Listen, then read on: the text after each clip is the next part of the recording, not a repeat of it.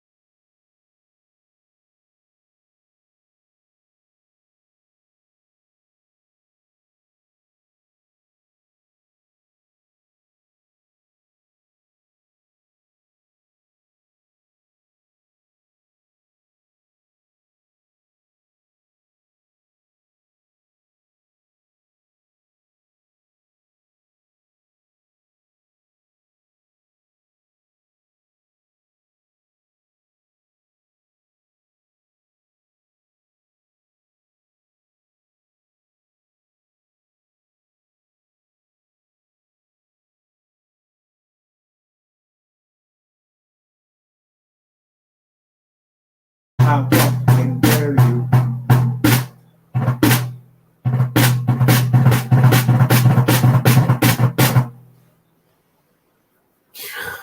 I hate my life.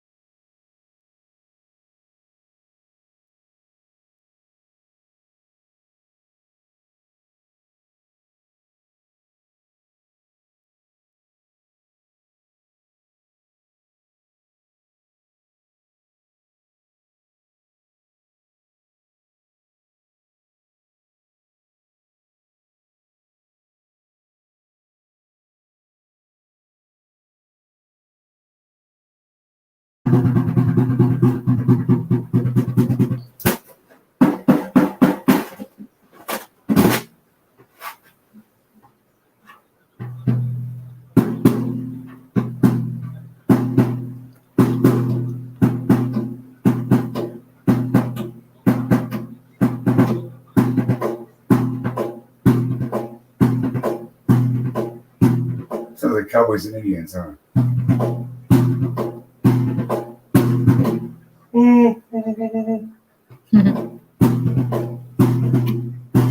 Kill John Wayne.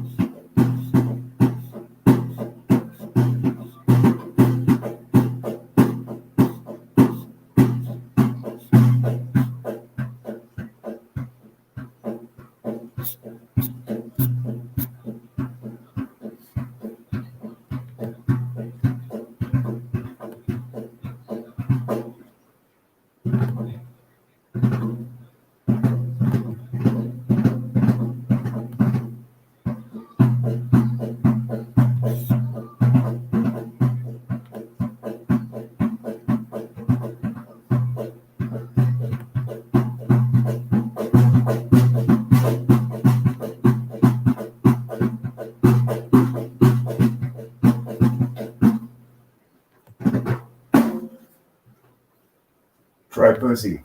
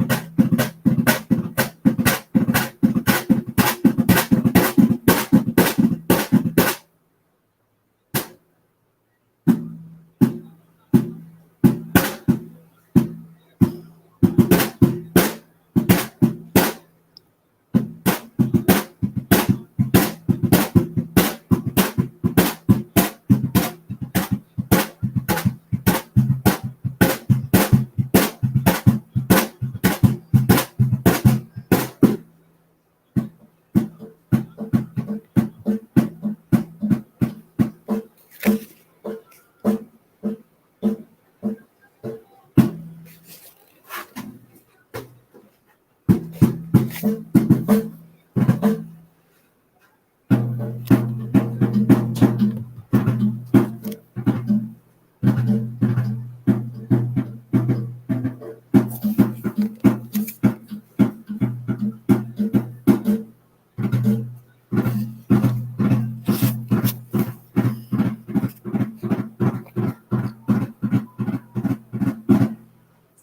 I used to play piano as a kid, when you do scales, it's just finger tapping. It does.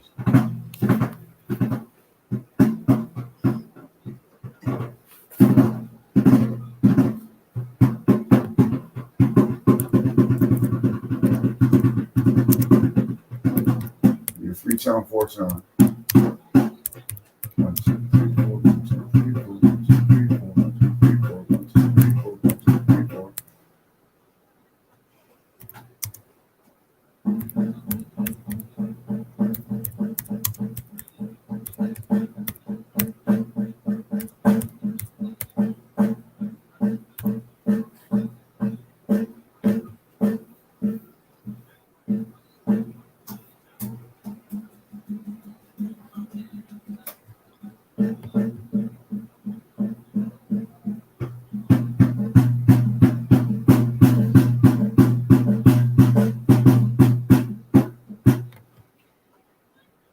I just need to light a fire and dance around a fire and just play the snare.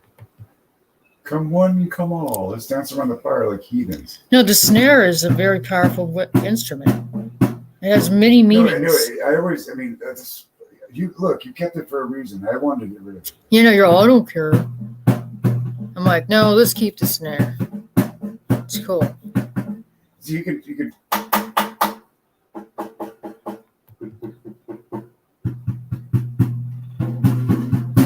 There's so many sounds you can get out of it. Dry pussy sound. That's what I call it. Uh-huh.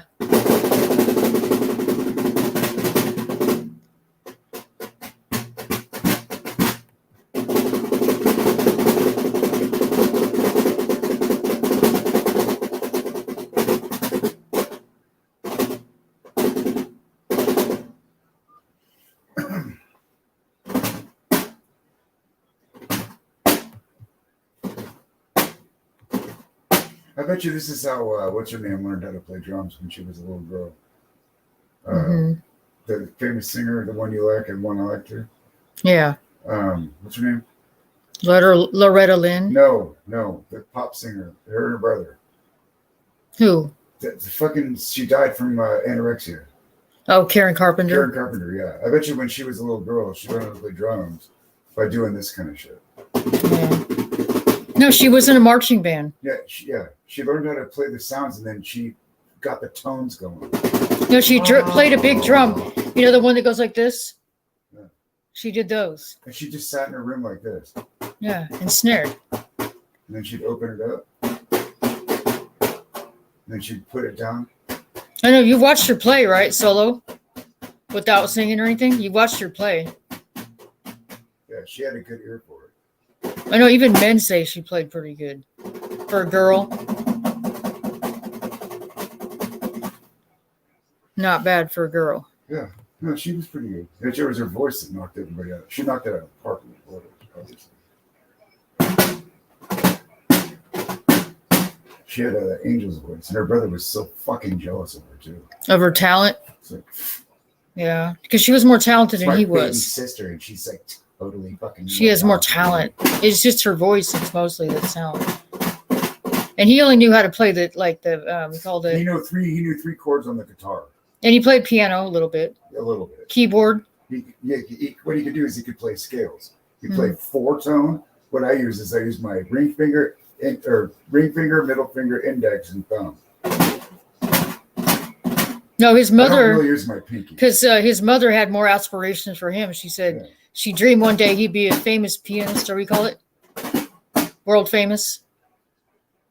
But it never worked out, obviously. And then her daughter ended up being the one with the voice, and not him. It didn't end up working out for him. Yeah, and so worked out for her instead. She emulated her brother, her older brother.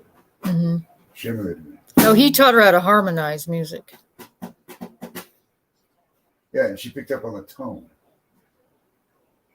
And she had such a, I guess, I don't know if you want to call it, maybe it's like a deep soprano for a female. It's pretty deep. It's not very high pitched. It's like right on the level of low soprano. Yeah. But she had that. Obviously, she had that. People were like, "Oh, this kid's going places."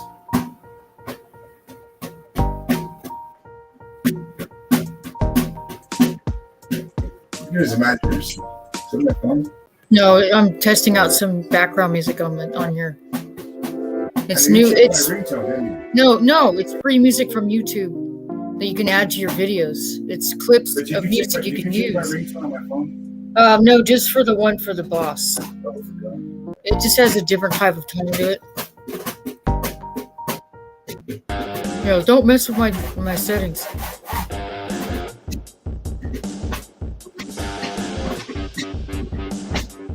No, it's just YouTube is allowing some background music, but it has to be approved by them. Don't get in trouble. I'm just testing it out. Like, these are approved to use. If you want background music, these you can use.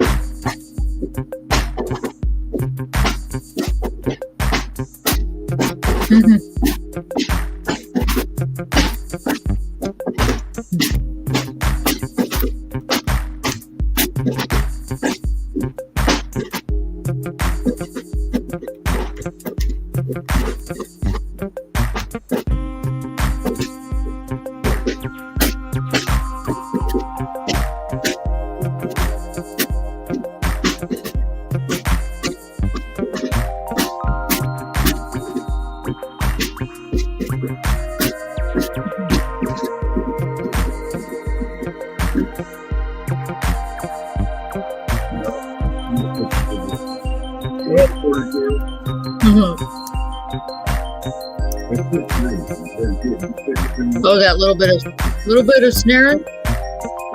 It's not that one.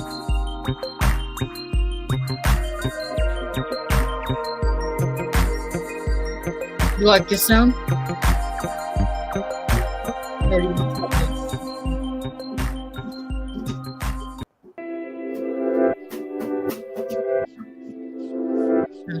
Stroke.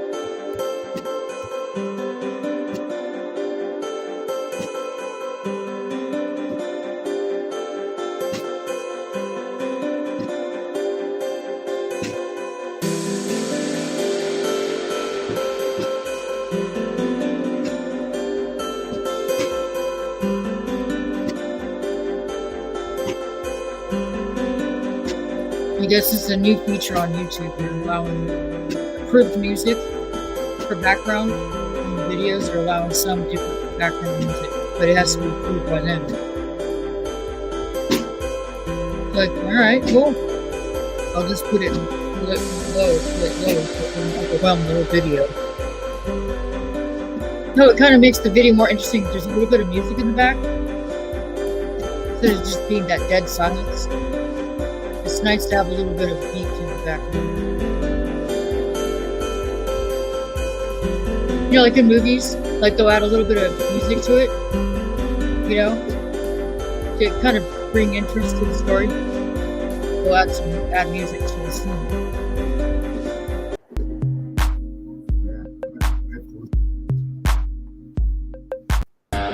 I like that one.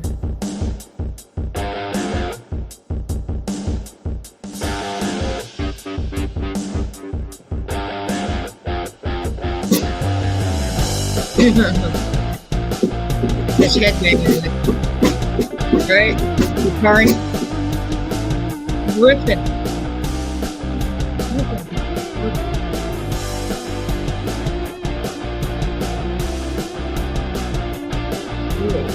Ready then.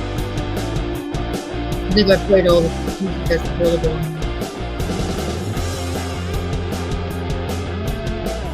Oh, they have like seven background songs. Well, they did add some extra features to it. Good, cool, thanks. Don't make it hard being home. Yeah, don't worry, you will.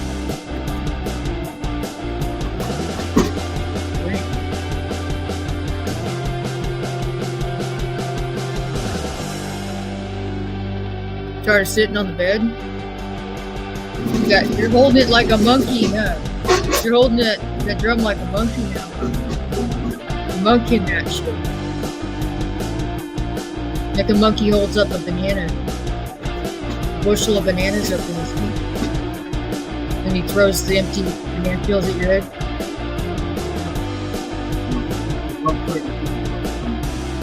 Got my monkey band.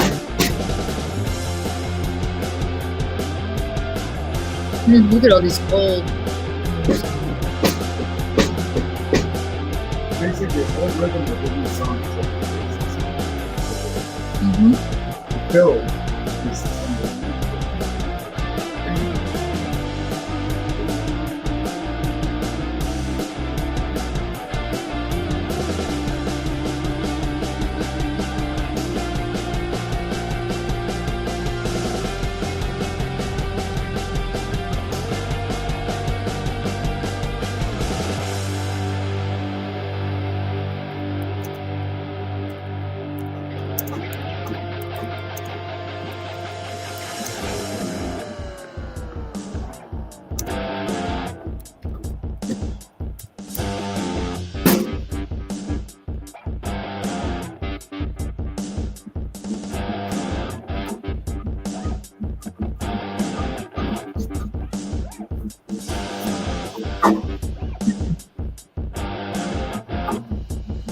It's like a video game, huh? It's like video game music. Like an Atari game. At a pizza parlor. And you're like driving and it's all and you're like 30 seconds left. And you're like staring and jump over the ramps and stuff. It's like your third place. You're like, this sucks. Step on the gas. Add more coins. Coins? What coins? Insert more coins. 50 more cents. More cent. 50 cents. I just need 75 cents. My life is better. If that only did it.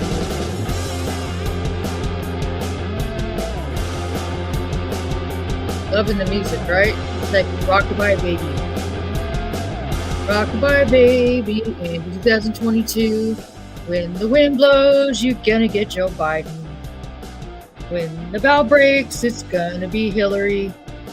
And down will come Pelosi to take over her seat.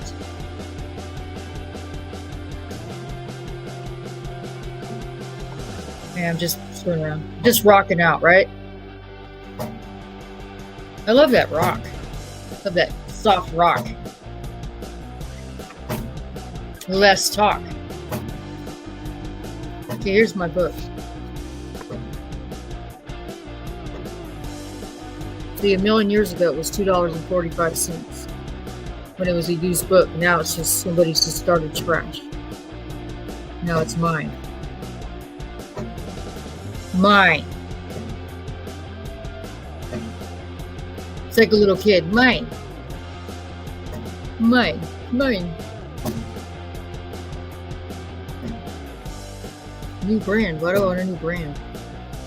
I don't have a new brand. I just have my brand. I like the fact that it's got this cool music.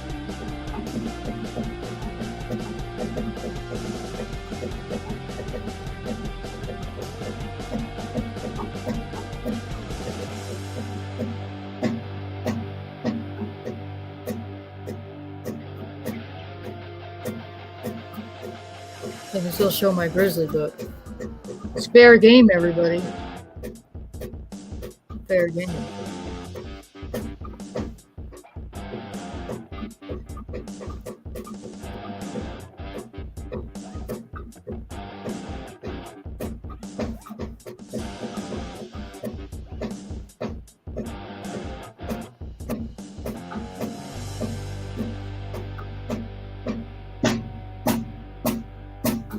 Now I'm blocking the potato.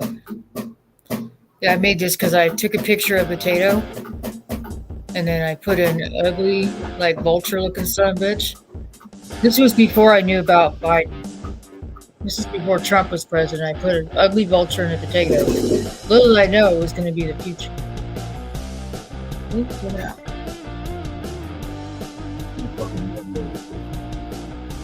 And there's no gold rush. Turn down your rock music. It sounds a little too waspy. Turn it down. You're scaring my ancestors that weren't from this country.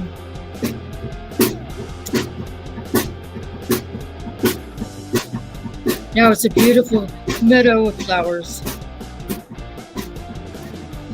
Now it's stupid sheep. Funny sheep. There's a big hole, black hole in the middle of the sheep. They're going to go into the abyss of the devil. There you go. Go to the tower. Go to the tower of power, sheep. Go in a circle. Go in a circle. Find the light. The light of the tower. Power. You'll never regret it. And last but not least, the best home you'll ever own.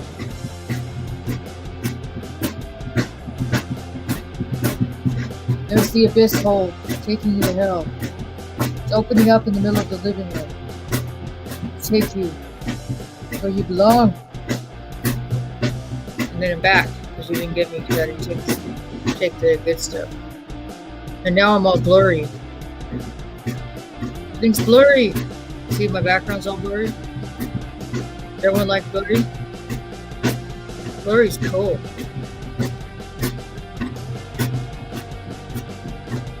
Yeah. It's an extra.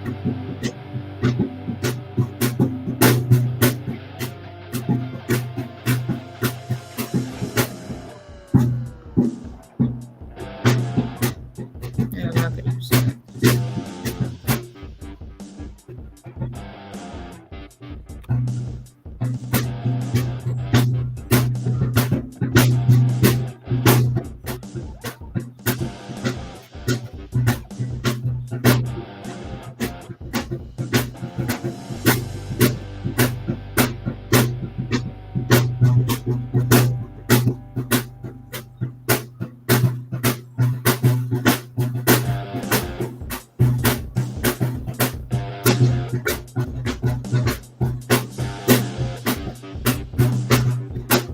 Darn it, doesn't show anything. Just jump. I'm had a good. Oh, you're drumming? Of course. Why the hell wouldn't it? You got 2,000 views on one of your videos from almost 2 years ago. But that's phenomenal, huh? I'm loving this back.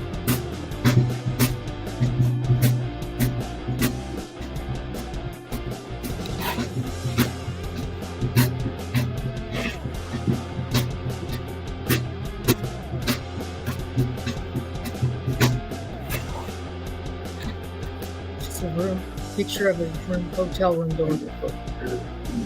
Don't have money for it. I can't buy beer every day. Don't have enough money. Actually, I like that. That was a good rhythm. Oh, yours? Back and forth.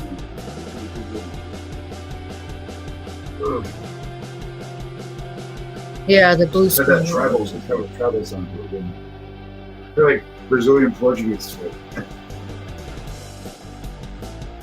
Mhm.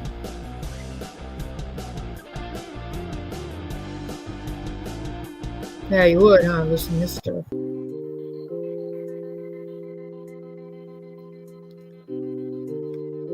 Go to sleep, potatoes. Go to sleep. Dream about your potato. Dream about your potato. Think about your potato while you're dreaming about your potato. Dream about being homeless with your potato. The next 2 years.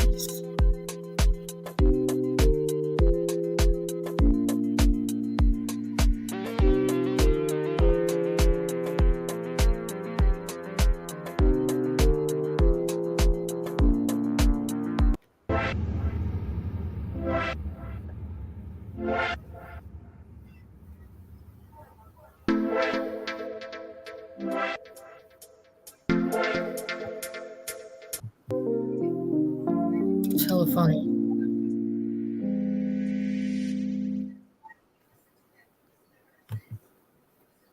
Now I'm gonna get rid of this background. It's freaking disturbing.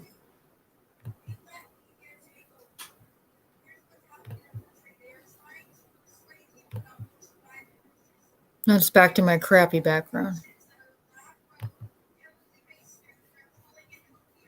Yeah, sorry, it's a bunch of sounds at once. Just drumming mixed in with the background music, so just the snare. Yeah, I made that. It's funny. I made that background before Biden was even president. I made that with the I think it was called Paint or something, Google Paint, on my computer, my old computer, and then I saved it on my file system, and then I was able to get it on here and save it. That was before Biden. I just took a picture of a potato. Little did I know there was really going to be one. Psychic, I guess. I knew there was going to be a potato in my life sometime, and I need to use that background for the potato. I was going to read this. This looks kind of interesting because it's about a bear, a grizzly bear. And it's kind of interesting, and because bears are hella scary and unpredictable. And since up north they've been getting more bold with people and more violent, it's kind of weird. Poor Canadians, you heard what's happening with them, right? The ones who don't want the CURE or haven't had it ever are going to be told that they have to take psychiatric meds, and they're going to make it mandatory that they take those. I'd be like, no, you're not. I'm not taking anything. I don't trust any of you. It's disgusting, right? On top of the panels, right, for the people that are disabled and whatever, handicapped. They're saying, oh, in 4 months that's going to come into play, plus the psychiatric meds for people that are refusing to do you-know-whats. It's retarded and evil, and I hate this crap. And they better not pull this shit over here because I ain't putting up with it. I hope the Canadians don't put up with it either. If they're smart, they won't cooperate. You know what that means? They're smart. They'll trust God. God knows what's best for everybody. So I was going to read this. Let's not get too terribly negative, right? Because it's so easy to get caught up in the negativity of everything. You know what I mean? I just wanted to show everybody my chair I got yesterday. First chair we've had in here.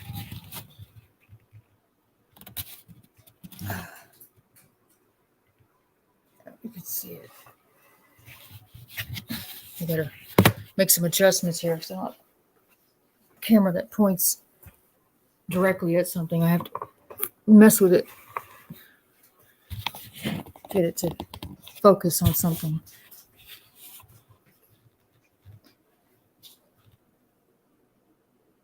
Yeah, I just got it. Yeah, it's got a ottoman. Oops, pressing buttons at the same time. My bad. Thank goodness it's not all screwed up. So, yeah, this is my Shady Pines house. Get it? Shady.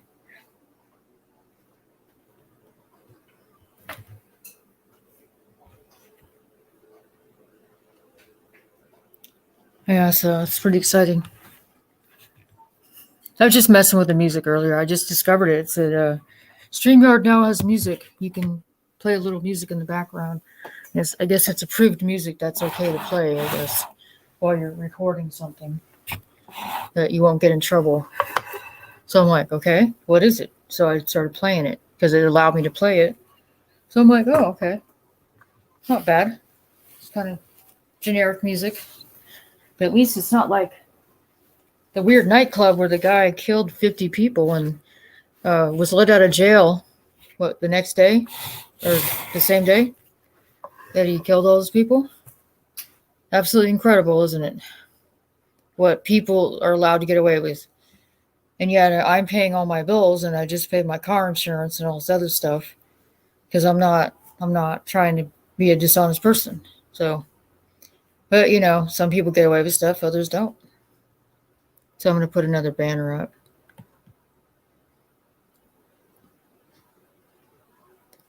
There's the Gideon's International Bible. Ooh, I mixed up all my sayings here. There we go. Yeah, the world is screwed up. Yeah, you can't let it get under your skin now because you're going to be rewarded in the end. If you endure to the end, you have to. The beautiful thing is they said in heaven, where God's temple is, it never is nighttime. So you'll never experience darkness in heaven like we do here on earth, experience darkness. So in heaven, apparently there's no darkness, according to the Bible. So what else do we have except the Bible and God, right? In the end, that's all you have. You have to have faith that God will see you through the hardest parts of your life. That's the only thing I can think of right now. So I'm just grateful I was able to get a chair. Because this is the first piece of furniture we've had. Because when we moved, our furniture got messed up. It got wet, so we had to throw it away. And whatever, it's the first time we've had money to buy anything to replace the stuff that was damaged. It is what it is, right? It is what it is.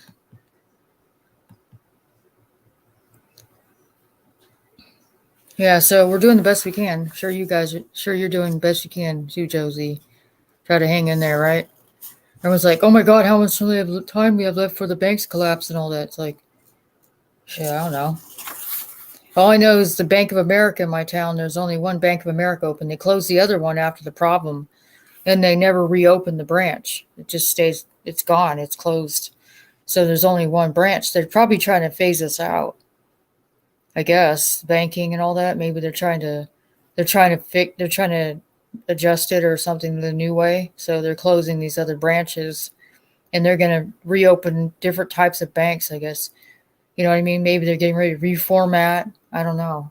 bringing more robots and machines to deal with us on a daily thing. Oh, it's just disgusting. Yeah, it's like it's weird when I went to use my bank card to take out a little bit of money because I wanted to buy the chair, right? And other stuff, I guess, a few things. Because I worked hard for the money I had. I don't have a lot, but I worked hard for it. So I was trying to take some money out to get some gas or whatever. And I hadn't used the card in a while, I guess, about a couple months or whatever, since I actually used the card in a machine. Because I don't use it very often because I don't have a lot of money. So anyways, they're like, give us the code on the back of the card, to use it. I'm like, you guys have never asked me for that. Well, all of a sudden you're asking me for the code on the back of the card in order for the card to be accepted into the bank. I'm like, this is a Bank of America card, and going into a Bank of America machine, so it shouldn't have any problem. It obviously matches the system, and I just deposited my paycheck, so it shouldn't have any problem. It should give me at least $100 off the top. And so give us the code on the back. It's like, that's weird. They've never asked me for the code. Now all of a sudden they're asking for code on the back to verify something, I guess. They're just switching everything around, I guess, the way it's supposed to go. You know what it means? Maybe I should play some weird music in the background. But I'll just keep it real low, on the down low. Not too loud because I don't want to drown out what I'm doing. Yeah, it's kind of funny, huh? It's got that play, I think, sound to it. That's cool, though. I like the fact that they allow you to have a little bit of background music. Kind of makes your video a little more interesting instead of just that weird silence, like an echo. Bank's going to steal our money soon. Yeah, that's what's sad, and it's really evil, because if you worked hella hard and then they end up swooping in and stealing all the money you worked for, hours and hours of breaking your back, and then they steal like 20 hours worth of work from you, and you're like, wait, what the hell? It's like, I'd rather get paid. I'd rather just have my boss pay me cash at the end of the day. It's like, oh, you worked 8 hours? Here's $100 or whatever. It's like, yeah, thanks. I'd rather just do that than these damn checks. If that's the way it's going to go down, then it's going to be a problem here. Where they go, oh, you're a problem. So I know you worked 12 hours today and whatever, but you're not only going to get about 5 hours worth of pay today because you're a bad boy. You're a bad girl. It's like, what? Wait a minute. Am I in a Chinese sweatshop? What the hell is this? Like, oh, it's just the beginning. It's just the beginning. Just wait and see. Yeah. But who's a tougher guy? Jesse James or Josie Wales? Who's tougher? In the end, right? Who's tougher? I said they're about even on the scales of toughness. See what I'm saying? They're both good. I wouldn't want to choose. And they would be probably an even match on toughness. Basically.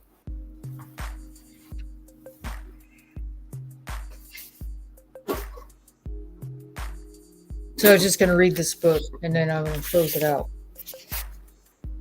I don't want to bore the video to death. It gets kind of boring after a while, I guess. So you already saw the cover on here. It's got a man's footprints on the front, and then a bear's footprints on the other side. So it shows a man walking, and it shows a bear walking on the other side. It's like the bear is tracking the man's footsteps because he can smell him in the thick trees here in the picture. Pretty cool.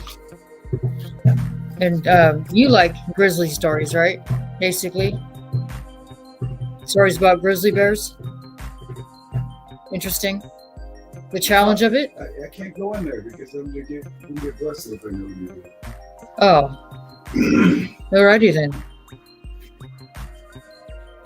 Yeah, my ears are plugged up too. Been plugged up for 4 days.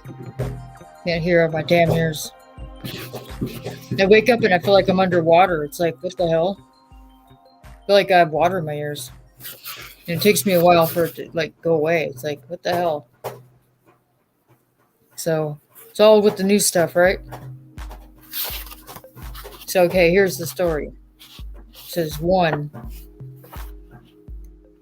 When Dave's, so the title's called Lee Squires Mystery Grizzly. A Lee Squires Mystery Grizzly. And the back says, fair game. See?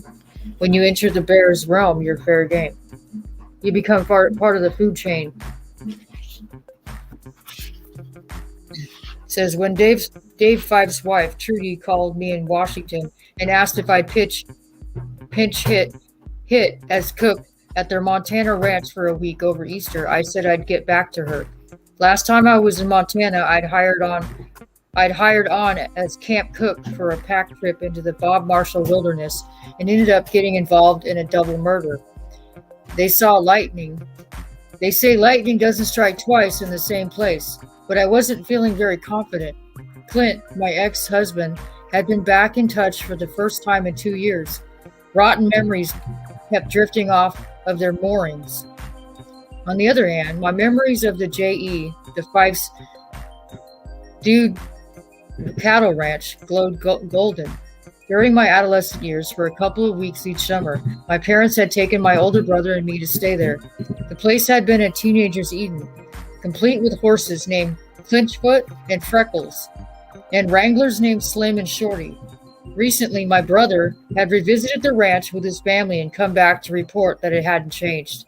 Moreover, the week in question coincided with spring break at the college where I teach. It was one of my students who tipped the scales and landed me back at the J.E. I've forgotten the student's name, but I remember the moment exactly. It was a Sunday afternoon in late January. I was correcting papers in the library of Georgetown House. I've been sitting for the past 4 months, and a freezing rain was pinging against the warped panes, original glass in the tall Federal-era windows. After every fifth paper I had to get up from the owner's ancestral desk and squeeze out the icy sponges I'd line up on the windowsills. I'd assigned my English comp class a division/classification essay, and the results were as depressing as the leaky windows. Reluctantly, I picked up a paper that I'd already put on the bottom of the pile 3 times. It belonged to a gum-chewing kid. He sported a gold chain and a Marine-style crew cut. He defined his life by dividing into 3 sections: going to school, working a shift at McDonald's, pumping iron down at the gym. The transitions linking these divisions were identical. And then I took a shower. I felt a surge of hope in my boob, or breast, right? I was on the verge of declaring I felt the urge of hope in my breast. I was on the verge of declaring the effort a brilliant piece of parody until I read the last sentence. And then I took a shower, and then I popped my zits, and then I went to bed. Why do you pop your zits and go to bed? And then I knew I was going to Montana. I picked up the phone and I told Trudy yes. I flew out of Dolly's, then rented a red Escort at the airport in Great Falls and headed west across the rolling plains. Once I passed through Choctaw, the closest town to the ranch, the smudged blue line of the eastern front of Rockies came into sharper focus. Stretching across the wide horizon, the mountains still held spring snow in their creases. I had not seen them snow-covered before, but I recognized their outline against the wash of gray sky. To the south, behind the face of the lift, there was a distant pyramid-shaped peak, almost completely white. To the north rose the mass called Ear Mountain, which we were told as children was supposed to resemble a giant ear lying on its side. Seeing it again as an adult, I thought it looked more like a caved-in souffle, its cavities dusted with confectionery sugar. Of course, this time I was arriving as a cook. Nonetheless, be it souffle or ear of the earth, the formation was impressive. The Blackfeet Indians who used to hunt buffalo on the plains below it had revered the mountain as a sacred site.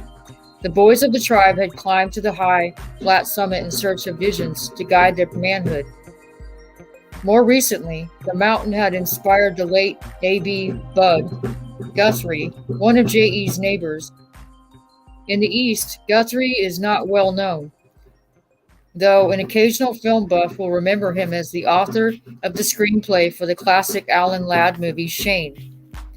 But in the West, his 1947 novel, The Big Sky, and its Pulitzer Prize-winning companion tale, The Way West, are generally revered as monuments of the region's literature. I had excavated my father's battered paperback copy of The Big Sky to read it on the plane, but hadn't gotten beyond the first chapter, in which Boone, the hero, brains his belligerent father with a stick of stovewood, steals his gun and his shaving strop made from the scalp and hide of an Indian, and runs off to seek his fortune. I found myself more concerned about what was going to become of the strop with its tassel of dead hair than about the fate of our hero. So he used a tassel of Indian scalp to sharpen his razor to shave his face. What the heck? After the hard surface road out of Chautau, I drove about 20 miles chattering along on an improved gravel road that rose and fell between shoulders of arid grazing land. Land so poor we can't even raise hell on it, Guthrie once quipped. I turned off onto an unimproved dirt road and 15 minutes later jolted across the cattle guard at the J.E.'s main gate. The initials stand for Journey's End. To my ear, the name sounds more like a seaside cottage at the end of a lane than a cattle ranch. But Dave, Fife's father, Olwen, had been a romantic under his stoic facade, and Journey's End does have a doomed poetic ring to it. He incised the name on a long pine plank, hung it over the main gate, and registered his brand as J.E. His wife, Cora, who had majored in French at Barnard, declared the letters too egotistical. On her letterhead, she inserted a bar between the J and the E, but no one in the club of annual guests ever pronounced the bar. To its multi-generational network of fans, the ranch has always been known simply as J.E. Olwen and Cora came out to Montana after World War II and settled on the east side of the Rockies, up against the massive wall of mountains called the Eastern Front. The scion of a New York family that had made its fortune in footwear, Olwen used his trust fund to buy a large rustic lodge and 20,000 acres on either side of a river called Givens Creek. About half the land was undulating short grass prairie that reached into the Front Range like an open hand. Fingers of grazing land disappeared into the wooded gulches and canyons at the base of the range. When the Fifes moved into the lodge, the Front's fearsome winter winds had skimmed off most of the roof shingles and half the shutters. The place had been built back in the 1920s by a Wall Street speculator and big game hunter. He shot elk and deer, bighorn sheep, and grizzly. Then during the crash of 29, he lost courage and shot himself. Olwen Fife had his heart set on cattle. He had not counted on running a dude business on the side. But curious friends from back east kept turning up. They seemed to like camping in the lodge's dilapidated servants' wing, and they enjoyed being put to work. They helped Olwen with fencing and branding and haying. Cora took them out riding, her baby boy in front of her in the saddle. She sent them out on fishing excursions, organized costume parties, and evening softball games. After the birth of her second son, she began charging them. Olwen didn't notice. He was preoccupied with his 500 head of cattle. By the time he found out, he had been a silent partner in a flourishing dude business for 3 years. Cora converted the lodge's servants' wing into offices and great guest cabins back under the pines. Olwen did not complain. When the price of cattle fell, Cora's dudes from Greenwich, Connecticut, and mainline Philadelphia kept the ranch afloat. I know you love that story about ranch, huh? Me? Yeah, you like the story about ranching, huh? I followed the road uphill into the pines and sheltered the lodge. It looked exactly the same dark timbers, same stone chimneys. Even the giant log pillars that held up the two-story veranda retained their gray crust of bark on the leeward side. Brigadoon time. The mountains were like a wall that held off not only warm air and rain from the Pacific, but the breezes of change as well. The only thing I didn't recognize was the shrubs planted under the window boxes, and that may have been due to their leafless state. I half expected Cora, Dragon Lady of J.E., to appear and scold me for parking in the wrong place. You won't believe it, my brother had warned. It's uncanny. I felt as if I'd come home. The old farmhouse in which we'd grown up in, Suburban Falls Church, had been raised to make way for a shopping mall, but the J.E. of my adolescent summers had held fast. I got out of my rented car. Should I waltz in through the front door like a guest or knock on the kitchen door like an employee? I left my duffel in the back seat, skirted Cora's rock garden, and walked around the side of the lodge to a U-shaped courtyard formed by the kitchen, the garage, and the former servants' wing. A thick new layer of white gravel had been spread to welcome the J.E.'s first guest of the season. The stones gave under my shoes like a plush carpet. I didn't remember the old stone trough under the office window. Someone had planted it with blue and yellow pansies. Not Cora, not Olwen.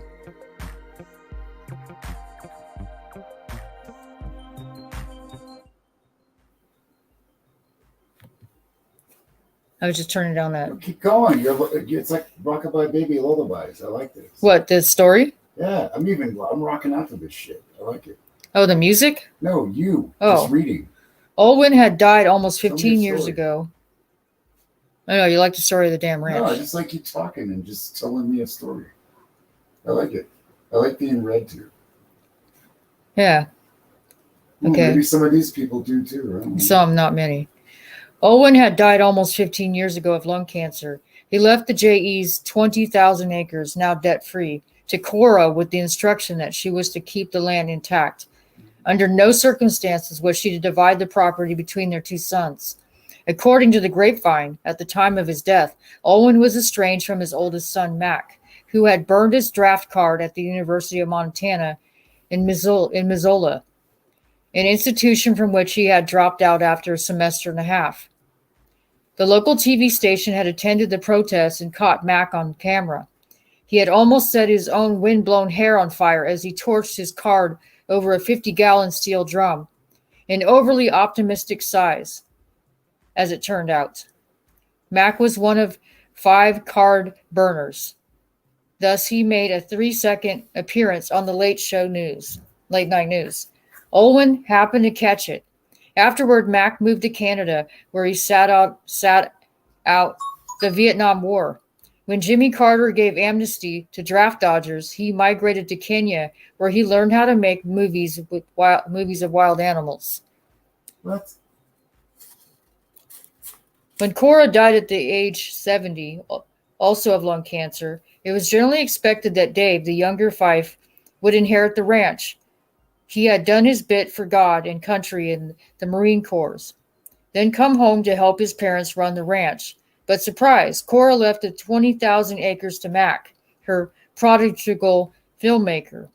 What Dave inherited was a dude cattle business.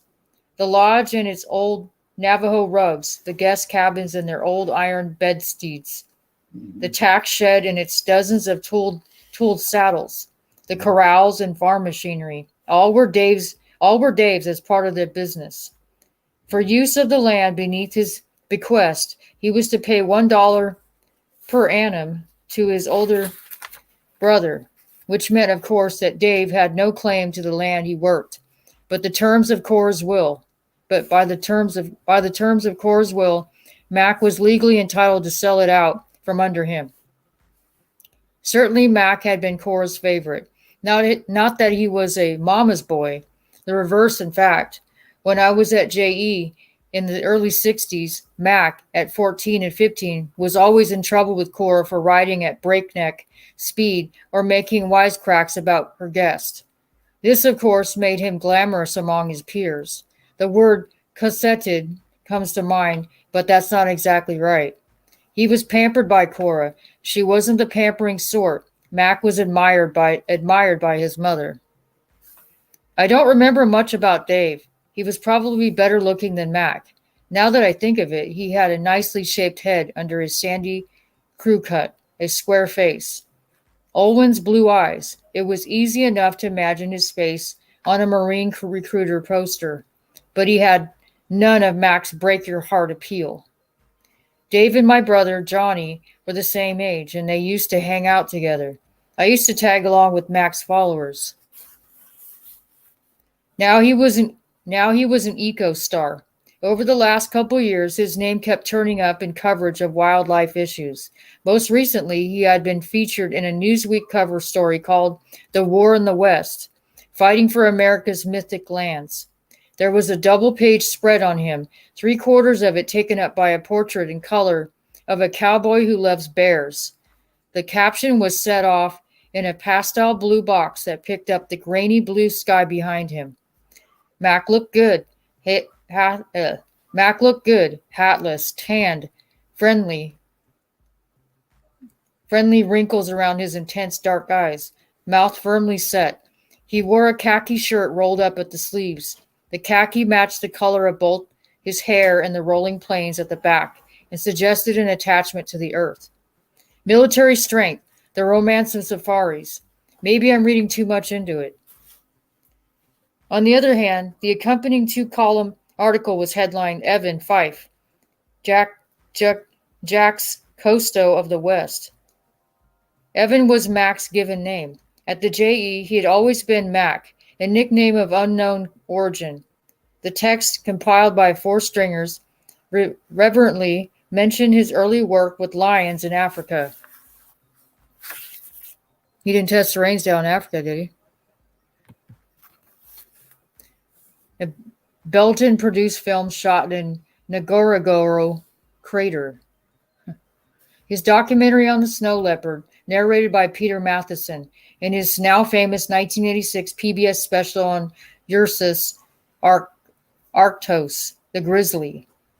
At that time, the school children of Montana were asked to choose the official state animal by ballot. By a landslide vote, they elected the grizzly. However, politicians worried that the kids' choice might champion the grizzly at the expense of the state's economic interest. Timber and oil companies were anxious to utilize the bear's pristine turf. Prompted by the industry's lobbies, legislators proposed an amendment switching the state beast to the elk. Mac was there with his film crew when 500 school children descended on the state capitol. Ursus arctos won the day, and Mac's film, Bear With Us, launched his career as an environmental activist. Mac parlayed a deluge of support letters into a grant money and went on to set up a research center called the Sacred Paw Institute on the family's cattle ranch, which he manages with his brother. According to the article, Mac was described as a holistic rancher, a new breed in the state who attempted to balance the landowner's need for profit with the vegetative needs of both livestock and wildlife. When the Stockmen's Association accused him of wanting to have his cake and eat it too, Mac had called a press conference and stated, "Without a dream of Eden in our hearts, our planet will die." According to Newsweek, Mac's largest accomplishment was to unite 6 of the state's wildlife and wilderness advocacy groups, all of which had been competing for funding, into one increasingly powerful lobby called the Wildlife Corridor Coalition. Apparently, through the force of his personality, Mac had been able to unite disparate nonprofits in a campaign to prevent the exploitation of the Eastern Front by oil and natural gas companies, whose latest geological surveys indicated rich deposits of petroleum. In the northern section of the range, Land sacred to the Blackfeet's ancient religion was under siege. But all along the range, from Glacier down to Yellowstone, the habitat of the grizzly, the state's official totem, was also threatened. Mac. When I had negotiated for the job over the phone with Trudy, I had been too preoccupied with other questions to ask after him. But now, waiting for someone to answer my knock on J.E.'s back door, I wondered if he was at the ranch or off doing his environmental thing somewhere. I banged again on the kitchen door, then opened it and went inside. The kitchen was a large, square room flooded with daylight from high windows over the stainless steel sink and countertop. The room was warm and smelled not unpleasantly of cooked meats and bacon fat cut by whiffs of bleach. Despite its yards and yards of stainless steel surfaces, the kitchen seemed more homey than commercial. On one wall, cream-colored shelves had a collection of old yellowware mixing bowls. Blackened cast iron pans hung from a ceiling rack. "Hello," I called out. "Trudy?"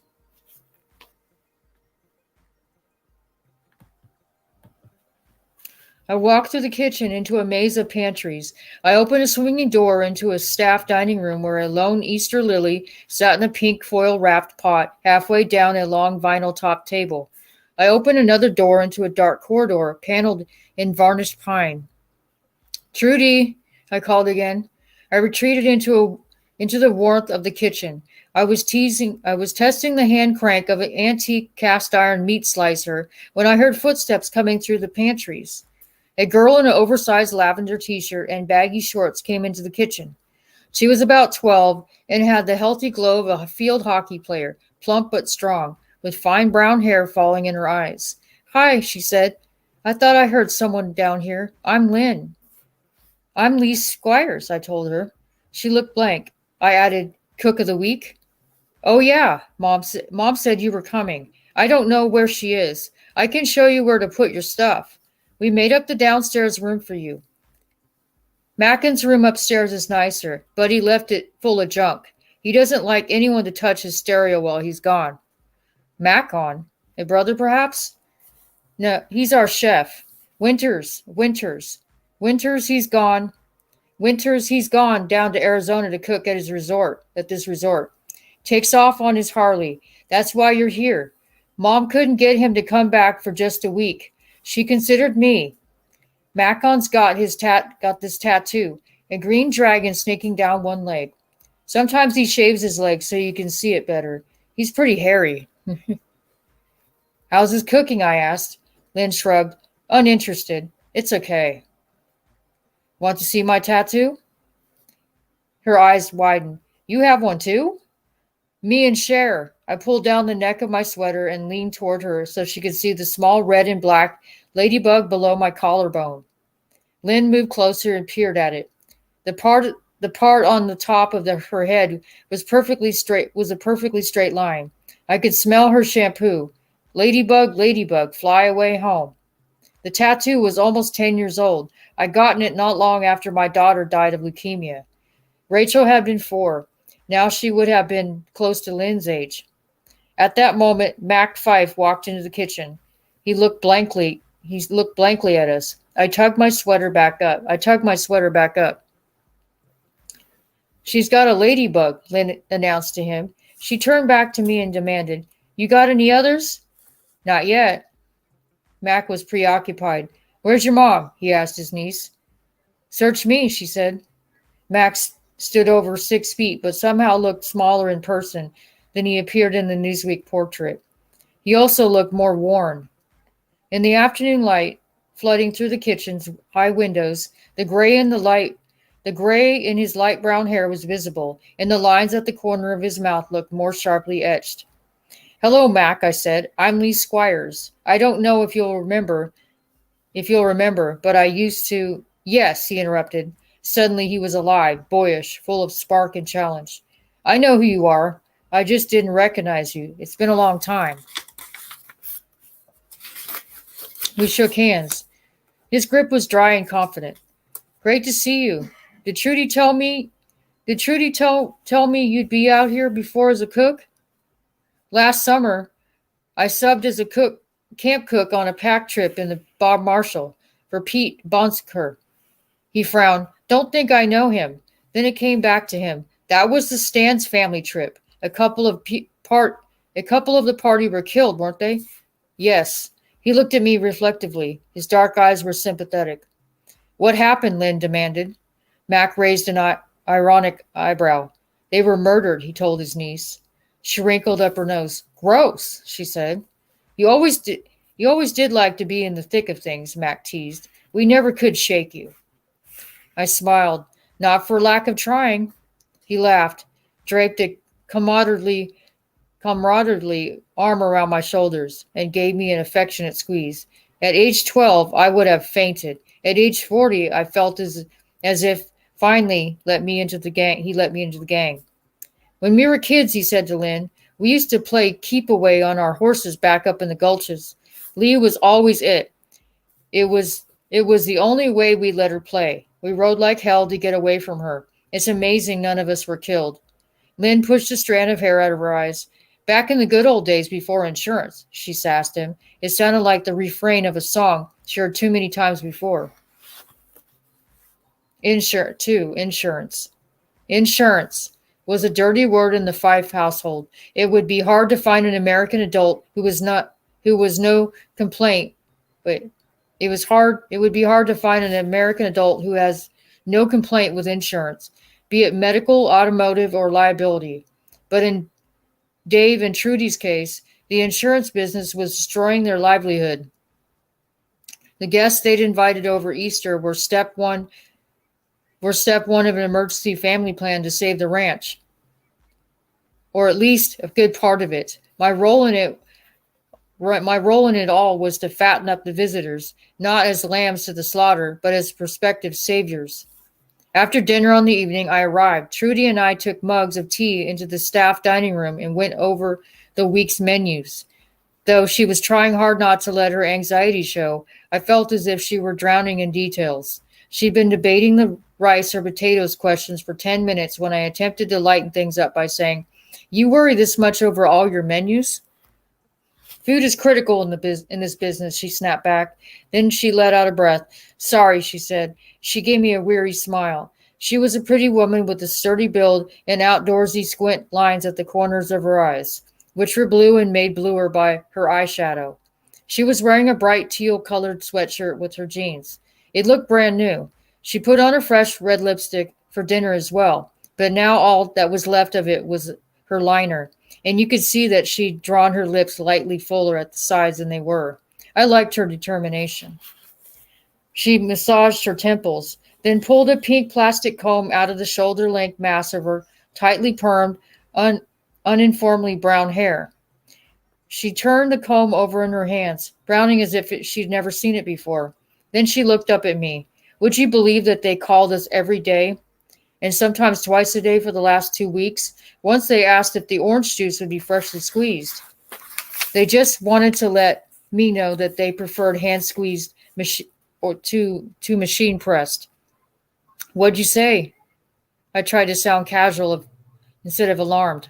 Don't worry, I told them frozen orange juice was part of the Montana experience. She snatched a folder from a pile of papers in front of her. Look at this. She briskly waved a sheaf of laser-printed papers under my nose, like a nurse applying smelling salts to a fainter. This is an hour-by-hour plan for each day. They weren't happy with breakfast at 7. They weren't happy with breakfast at 7, morning ride, lunch at 12:30. They wanted to know precisely what time the ride would leave the corral and how many rest stops there'd be along the way, and I could send maps of the route for each ride. I shook my head in sympathy. Lord, she sighed. Okay, I announced. We're alternating. Rice every other meal. Rice, potatoes, rice, pasta. She said nothing. It'll work out, I said. She stuck the comb back in her hair. We're counting on it, she said firmly. She told me part of the story then. 3 years before, the JE had entertained a couple from Boston. They were first-time guests and were coming without children or grandchildren. They had been referred by an old JE regular who had been at Yale with the husband and had bumped into him again at their 25th reunion. What the regular didn't know was that since the reunion, his former classmate had gone through a midlife crisis and emerged with a trophy wife. It was evident from the moment the ranch's dust-caked elderly van arrived from the airport with them that the new wife was not going to fit in at the Spartan, family-oriented ranch. She complained about the lack of a swimming pool, and she complained about the resident bat in her cabin. She spent most of the time sunbathing nude on a Hudson's Bay blanket behind her cabin. We never could get the coconut oil out of it, Trudy said bitterly. It took the woman's husband the entire week to coax her up onto a horse. On the last day, he boosted her up onto the saddle. She slid off the other side and broke 3 red fingernails in her wrist.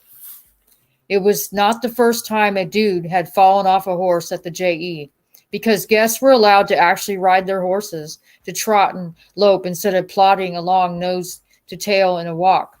Falls happened rather regularly, especially among the kids, who rode together in one big galloping herd. Nor was it the first time bones had been broken in a fall. Injured riders were swathed in ice packs and driven to the hospital in Chateau and cheerfully thanked God it wasn't worse. For the rest of their stay, they enjoyed the status of soldiers wounded in the line of duty, but Trudy worried about the trophy wife. There was something off about her post-fall gallantry. Perhaps her smile was a bit thin. Trudy worried through New Year's about it. Then, when nothing happened, pushed the incident out of her mind. Almost 2 years later, the Fives received notification that they were being sued for $1.3 million. The woman was seeking reimbursement for medical bills and compensation for her mental anguish. Her now ex-husband, because of the anguish, they had gotten divorced, was suing for loss of SEX during the year she had been seeing a psychiatrist. Adding to Trudy's fury, instead of contesting the claim, the insurance company settled out of court for 3 times the medical bills, a sum of slightly over $100,000. Trudy and Dave protested. Their agent expressed regret. "You're lucky the woman wasn't a concert pianist," he had joked. Neither Trudy nor Dave laughed. The family had been faithfully paying the company's premiums for over 25 years and never before, despite the annual accidents, had filed a claim. Now, not only did the company refuse to do battle on their behalf, it raised their rates in the middle of the season. There was no way they could hike fees to cover the cost. The following year, the premiums tripled to a sum that ate up all the profits. When Dave finally managed to get their friendly insurance agent on the other end of the phone, the agent informed him that the brain surgeons were better risk than any operation involving dudes and horses. We sat up talking till past midnight. The next morning at 6 o'clock, both our faces were slightly puffy after only 5 hours of sleep. Plus, in my case, a stiff nightcap of bourbon from my flask. But Trudy's tongue, unlike mine, was wide awake. She not only rattled food instructions a mile a minute, she went on with her saga of woe, dropping new details here and there, circling around and around as if to unearth some scrap of meaning in the retelling. She watched me measure out coffee into a machine and poke the batch of bread dough I'd set to rise in a huge old Ocher glazed bowl ringed with 2 blue stripes. Trudy's recipe for wheat bread, handed down from her father's mother, a rancher herself, called for white sugar instead of molasses, and specified lard for shortening. The sugar didn't bother me, but I winced as I melted huge cholesterol-laden lumps of lard in boiling water and poured it into a well in the flour. A subsequent taste test, however, confirmed something I'd known deep down all along and not wanted to admit. Animal fats really do taste better. Yeah, they do. Ancestral dough approved. Trudy relaxed maybe half a second, then raced on about how Mackin, their regular chef, coped with omelets for 40. He used a lineup of 15 bowls, she informed me. His assistant kept them filled, breaking 2 eggs into into 10 of them and replenishing the rest with fillings, from the classic bacon and cheddar to the daring but Tony, feta, and chutney. You only got 4 people coming, I reminded her. Can you do a French toast, she demanded. You like vanilla in the batter? Cut the bread nice and thick. I wonder if they eat French toast. Traditionally, it's soup. For breakfast? Seaweed soup. Get out of here. Really, they season it with the fermented soybean paste. The paste comes in different colors. White for summer, red for winter.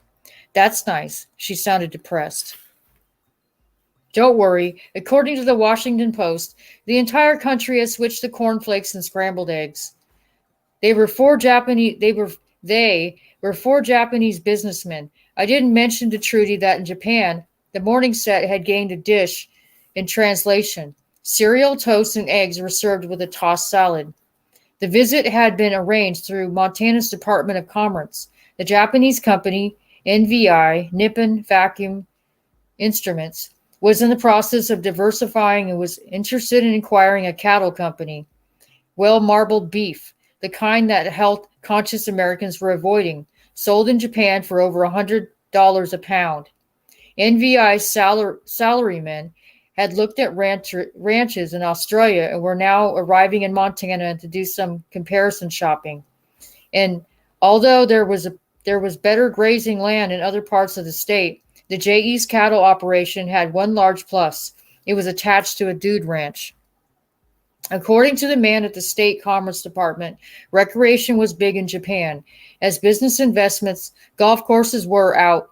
Reportedly, the Japanese underworld used them to launder money. Ski resorts were in, but ranches were even more chic. The American West was alive and well in Japan. They still watch Bonanza along with Twin Peaks, the state's commerce rep said happily. Last year, they spent over $10 million on prefab log homes made right here in Montana. Apparently, NVI's executives liked the notion of owning both a corporate playground and a working cattle ranch. They also liked the fact that JE had been family-owned and run for 2 generations.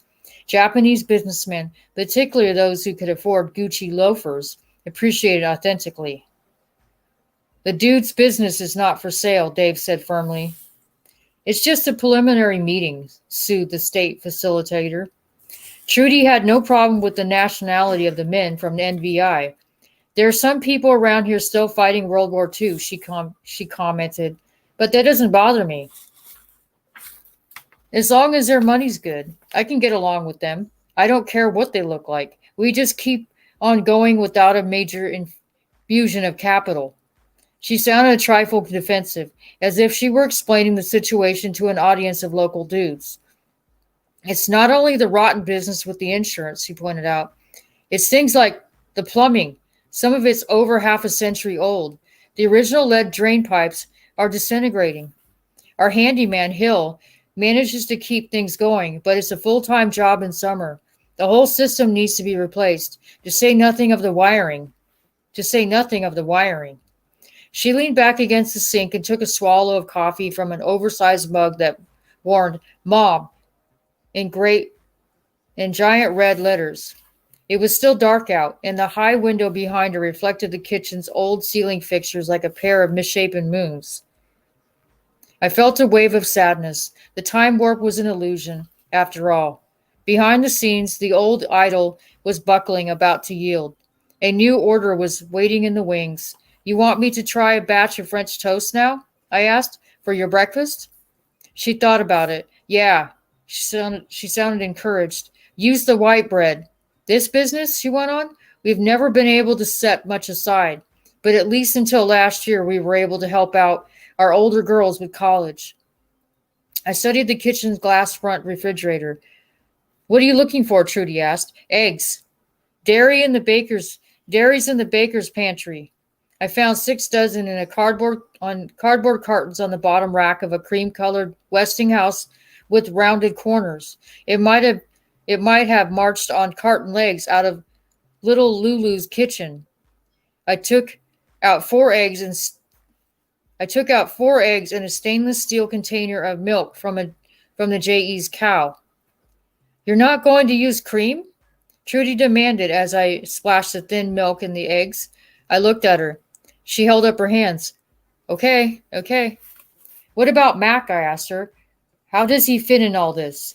It's his idea. He's the one who set us up with the Commerce fella and Helena. He's willing to sell them half his land to run the cattle. The other half, the high country, he'll keep the high country for his precious bears. But what will happen to this? I gestured around me. If the deal goes through, he's agreed to sell us the land we're sitting on. It's only about 90 acres. He won't, I shut up. He won't, I shut up. It was none of my business. What? He wouldn't just give it to you. Her eyes narrowed. It belongs to the bank about 3 times over, honey. Cora was barely cold when he started mortgaging this place out from underneath us. Let me tell you, saving grizzly bears ain't cheap, she said sardonically. What ain't cheap? Dave came through the back door, unsnapping his canvas jacket, radiating the good humor of a chronic early riser. Your brother's bears, Trudy growled. Dave's face closed. He washed his hands at the sink. The sky beyond the window had lightened to gray. I saw Mac and Claire coming off the mountain. I told them to come on down for breakfast. There was a slight question in his voice. Trudy said nothing. No problem, I said. Who's Claire? Mac's live-in, Trudy answered, at the moment. Trudy, Dave said. It came out sharply, like a rap on the knuckles. They stared at each other. Then, without taking eyes off his, Trudy said to me, Claire works with the Sacred Paw Institute. Her voice was grimly sweet. Dave let out a sigh of aspiration. I served breakfast late, at 7:20 instead of 7, but they were patient, full of encouragement. There was orange juice frozen and fresh grapefruit halves. A friend had sent a bushel from Indian River, Florida. Lynn, who appeared with wet hair dripping onto the shoulders of her t-shirt, helped cut the grapefruit and put out the boxes of cold cereal and milk in an old white pitcher whose glaze had cracked. I garnished the French toast with bridges of crisp bacon and served the syrup warm, a touch that surprised them. In a green depression glass pitcher.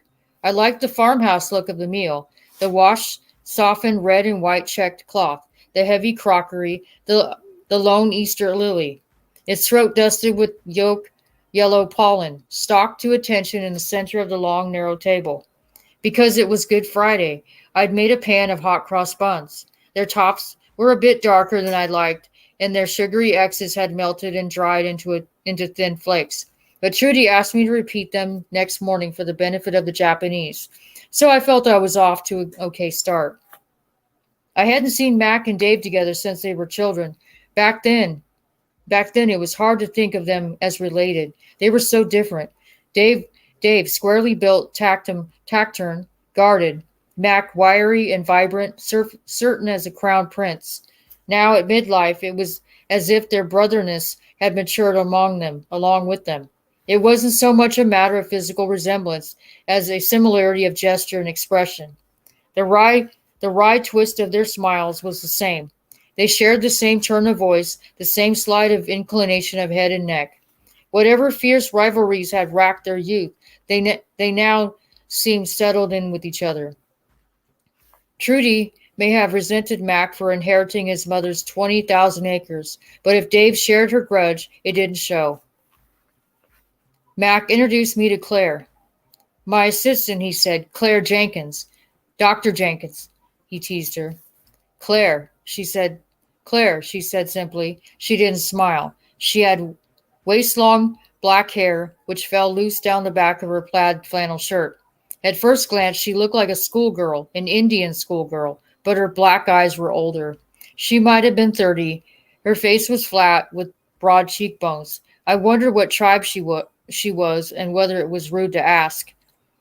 Lee's got her doctorate too, Trudy tossed out. Oh, God, I thought. Oh, said Mac, interested. English Renaissance poetry, I said. Very useful. He raised his eyebrows and gave me an urbane little nod of compliment. More coffee, I offered, holding up the pot like a shield. The light from the windows in the staff dining room was still gray, determinedly so. The family ate with little conversation. Dave was reading yesterday's Wall Street Journal, and Lynn leafed through a paperback titled Japan Think, America Think, America Think. I was replenishing the platter of French toast when she sat up and said, "Listen to this. You know how we call ew, some dirty thing." Four adult heads turned in her direction. "Well, the Japanese call it going." Mac burst out laughing. "God help us," he explained. Claire glanced at him sideways, her mouth amused, if not exactly smiling. "Oh, for heaven's sake," Trudy said in disgust. Dave put his coffee cup down. His face was paternally stern. "Where did you find that book?" he demanded. Lynn gave him a break-your-heart smile. "On your desk, Daddy," she said.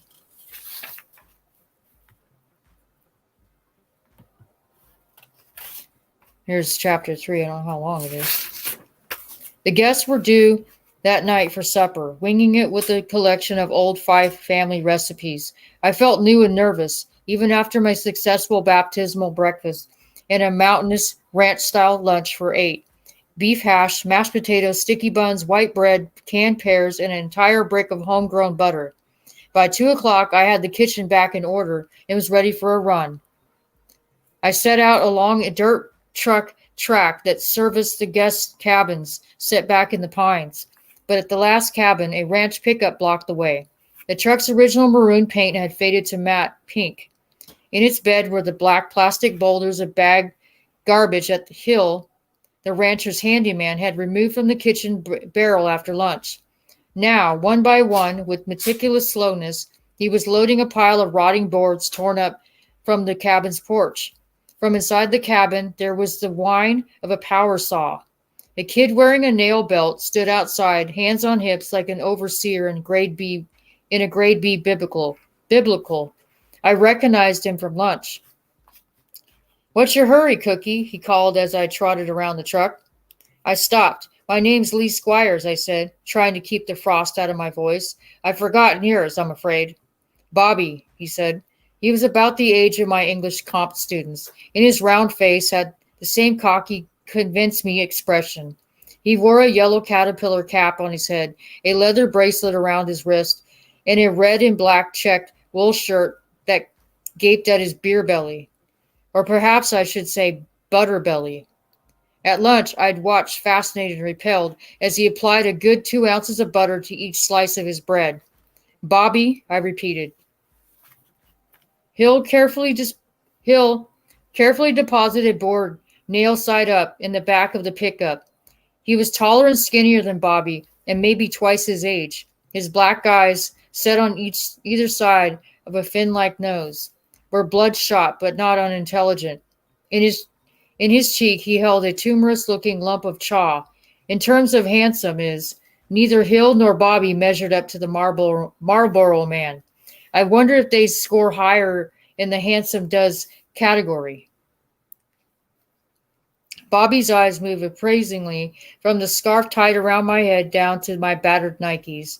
In between, I was wearing my best sweats in an olive green diamond quilted down vest that invariably prompts my mother to ask why I want to go around looking like a hand grenade. "Out for a little jog?" Bobby drawled. "Good for you," I said. "Very observant. Now you can tell me where this road goes." "Up the canyon," he added with a smirk. "You'll want to watch out for bears." "Bears?" I said. He and Hill exchanged glances. Clearly they thought it incumbent to inject a proper scare into my doodly eastern heart. They proceeded with elaborate pleasure to tell me how this time of year the grizzlies were ravenous, how they lumbered out of hibernation in the high country and ate their way toward the greening plains like dozers cutting separate swaths. "Old Short Tail," Hill said admiringly. "He could break a bull's neck with a single swipe of his front paw. He could tear up an entire hillside, send boulders flying through the air like down pillows, just to get at a little bitty ground squirrel." "Really?" I said. They grinned, as if it might be fun to see Short Tail get at me. In addition to such useful facts as a grizzly now, he'll outrun a horse. Bobby seemed to have an unlimited supply of true tales about maulings and death. Just north of us, he informed me, up at Glacier National Park, grizzlies had killed several photographers who had gotten too close. One of them had been dragged down out of a tree. His body was found with the face clawed off.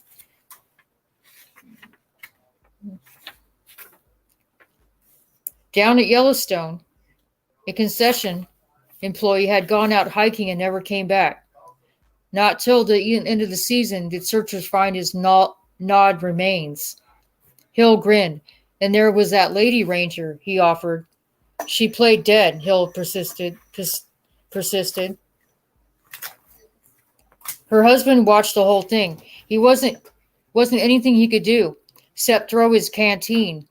All he had with him was a canteen. That old bear charged out of nowhere. They come on like a race car, cover 100 feet in 2 seconds flat. It ate her whole leg. It ate her whole leg? I asked in spite of myself. Hill nodded solemnly. They had to amputate. Weren't nothing left worth saving. Overhead, a ragged fleet of clouds sailed across the dishwater sky. I was getting cold. I wanted to get moving. Bobby said, "Good trick, playing dead with a 500-pound bear tearing the meat off your leg bone." Then his voice slid from awe to scorn. Heard she couldn't let them go after it either. She was one of them tree hugger types. An art teacher from somewhere out east. That's what she did winters, teach art. Hill said, she was on her moon. What? They avoided my eyes, embarrassed. Then Bobby said delicately, it was that time of month. You mean she was menstruating? Yeah. What does that have to do with the price of eggs? It brought on the attack, Hill stated. I stood there looking at them. Clearly they were both convinced. I've got to get moving, I told them. It's been swell talking to you. They laughed as if I'd said something clever. If you run into any bears, Bobby teased, be sure to pick a tall enough tree. I thought bears went up trees. The lump in Hill's cheek shifted. A black bear he'll climb, but not a grizzly. Claws too long. Hill opened thumb and forefinger to indicate a length of 5 inches. I headed up on the road, ignoring a fork to the left, jogging a couple of miles up to the canyon, into the canyon. Beyond the ranks of pines on either side of the road, walls of wet stone rose into a low shroud of dirty-looking mist. I was glad of my down vest. April in Montana felt like February in Washington, D.C. When I left, the famous cherry trees around the tidal basin had already been in leaf, and the tourists were out in the shorts. But here, high up against the eastern flank of the Rockies, there were no obvious signs of spring. No little glacier lilies piercing the old drifts of snow under the pines. No busy chatter of nesting finches, except for the distant rush of a creek and the occasional scrape and groan of deadwood in the wind. The forest was silent. I've been counting on more gladsome scenery, a Wordsworthian boost to pump up my heart. Lately, I've had the nasty suspicion that instead of pumping, this vital organ of mine was scraping, as if somehow along the way it had been freeze-dried. When, as a teenager, I'd come out to the JE during the summer, I'd seen the plains dry and brown, but this time of year, I'd expected to find a lush springtime sea of green rolling toward the thrust of mountains. I expected the famous big sky to be the way I remembered it, postcard blue. However, on the long drive from the Great Falls Airport, the April sky had been depressingly anemic, and the endless landscape as beige as a desert. A couple of years ago, a Montana friend from Helena had enthused that the Eastern Front was a spiritual time warp. I wasn't exactly sure what she meant, but the notion had definite appeal. When I bought my ticket to Great Falls, I'd been after green thoughts in a green shade. What I'd forgotten was that classically spiritual renewal occurs in deserts, not in gardens. So there I was on the east side of the Rockies, huffing and puffing my way up a socked-in gulch where the tree trunks were as gray as stones and beards of black moss hung from their broken lower branches. Maybe I shouldn't have come. I thought, maybe I shouldn't have left my mother alone after all. I pushed my guilt aside and kept moving. A sharp wind blowing down the canyon stung my face. I ran past a dumpster the size of a semi parked in a clearing beside the road. Despite the chill, big blowflies drifted around it. The top was open, but it was screened with a heavy-duty metal mesh. Finally, I hit snow, a solid blanket of mush that covered the road. I stopped, glad of the excuse, and turned back. The road was not steep, but my blood was pounding in my temples and my mouth felt dry. Clearly, it was going to take a couple of days to adjust to the higher altitude. I left the road and walked into the woods toward the noise of the creek with the idea of hiking back along it. Durst, I hope, mossy banks. The forest was fairly open. Between clumps of pine trees, patches of ground were littered with dried deadfall pale rocks and faded clumps of bear grass. I'm not sure how far I walked, but however far it was, the babble of the creek never came nearer. A trick of the canyon's walls, I decided. I closed my eyes and marveled. The rushing water, wherever it was, sounded exactly like the whoosh of tires on asphalt. I might have been standing back in my little walled Georgetown garden, listening to the flow of traffic on Wisconsin Avenue. But I wasn't. I was wandering through a drab pine forest. The pines all seemed to be the same variety, all tall and narrow and ragged as worn-out bottle brushes. I thought of Dante's Selve Oscura, the dark wood where he found himself lost at midlife. The only way out was down through the 9 concentric circles of hell. Not an encouraging thought. I checked my watch. I left the J.E.'s kitchen less than an hour ago. It seemed longer. I heard a rustling behind me and turned. It stopped. I started walking again, placed my feet carefully, listening for sounds I wasn't making. More rustling. Something large was moving behind me in the underbrush. I turned around and peered through the tree trunks, but saw nothing. A deer, I told myself. An elk, maybe. Nonetheless, I felt a prickle of vulnerability, the same scratch of fear that quickens the step on city streets at night. I began checking out the trees, rating their climbability. At the same time, I was annoyed at myself for allowing Bobby's death by bear stories to get to me. No doubt he'd picked them up from the sort of manly magazine found in barber shops. As for the fact that the smell of minstrel blood could provoke an attack, it seemed too bizarre to be true.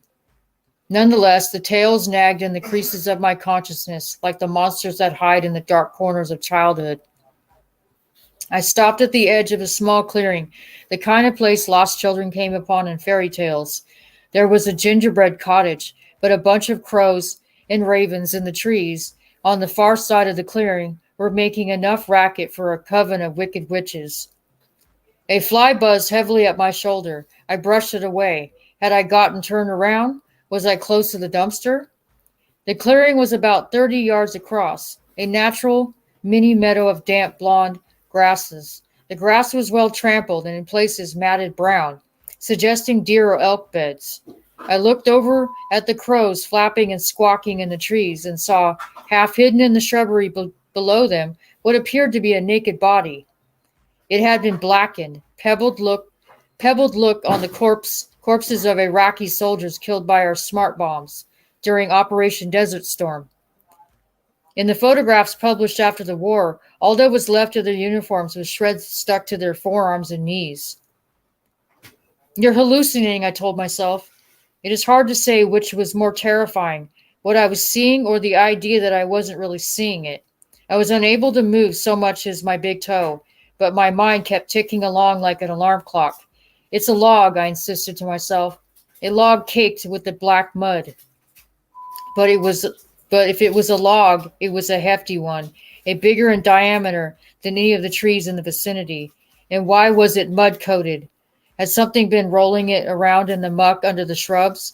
Had a grizzly been after some small animal hiding beneath it? It's just a log, I decided firmly, but I felt no relief. The thing persisted in looking like the torso of a person lying on his side in a circle of mud, back towards me. head hidden under a spreading brush. I moved sideways, angling for a different view, tripped over a gray boulder, fell, and banged my left knee against it. I was electrified by a sharp squirt of pain. I cursed and rocked back and forth and waited for it to subside. Besides the offending rock, in a half-melted patch of snow, I spotted a partial print. It was a barefoot. It was a barefoot, a very large barefoot. I looked wide. It looked wide enough for a quadruple E. The print was blurry around the toes, but I counted 5 of them. How odd, I thought. Had someone sat down on the rock and taken off his boots? I stood up, tested my knee. Then suddenly the wind abated and I smelled it. Now there was no question. With my hand clamped over my nose, I limped a couple of paces closer. The corpse's back was broad and long-waisted. The legs were short, but beneath the caked mud and pine needles, buttocks and thighs were massively muscled. In places where the mud had washed in, I could see skeins and cords in bas relief, like the muscles and veins of a power lifter oiled for competition. I could also see that its head was missing, and so were its hands and feet. I don't know how long I stood there staring before I turned and bolted. Perhaps it was only a second or two, but it seemed an eternity. Everything felt nightmarishly slow, as if I were running through taffy. Miraculously, I found the road. Things began to speed up. I kept on running. When I spotted the pink pickup, I felt leaky with relief. Hill was still there. I can't recall when I had been so glad to see someone. I ran up to him.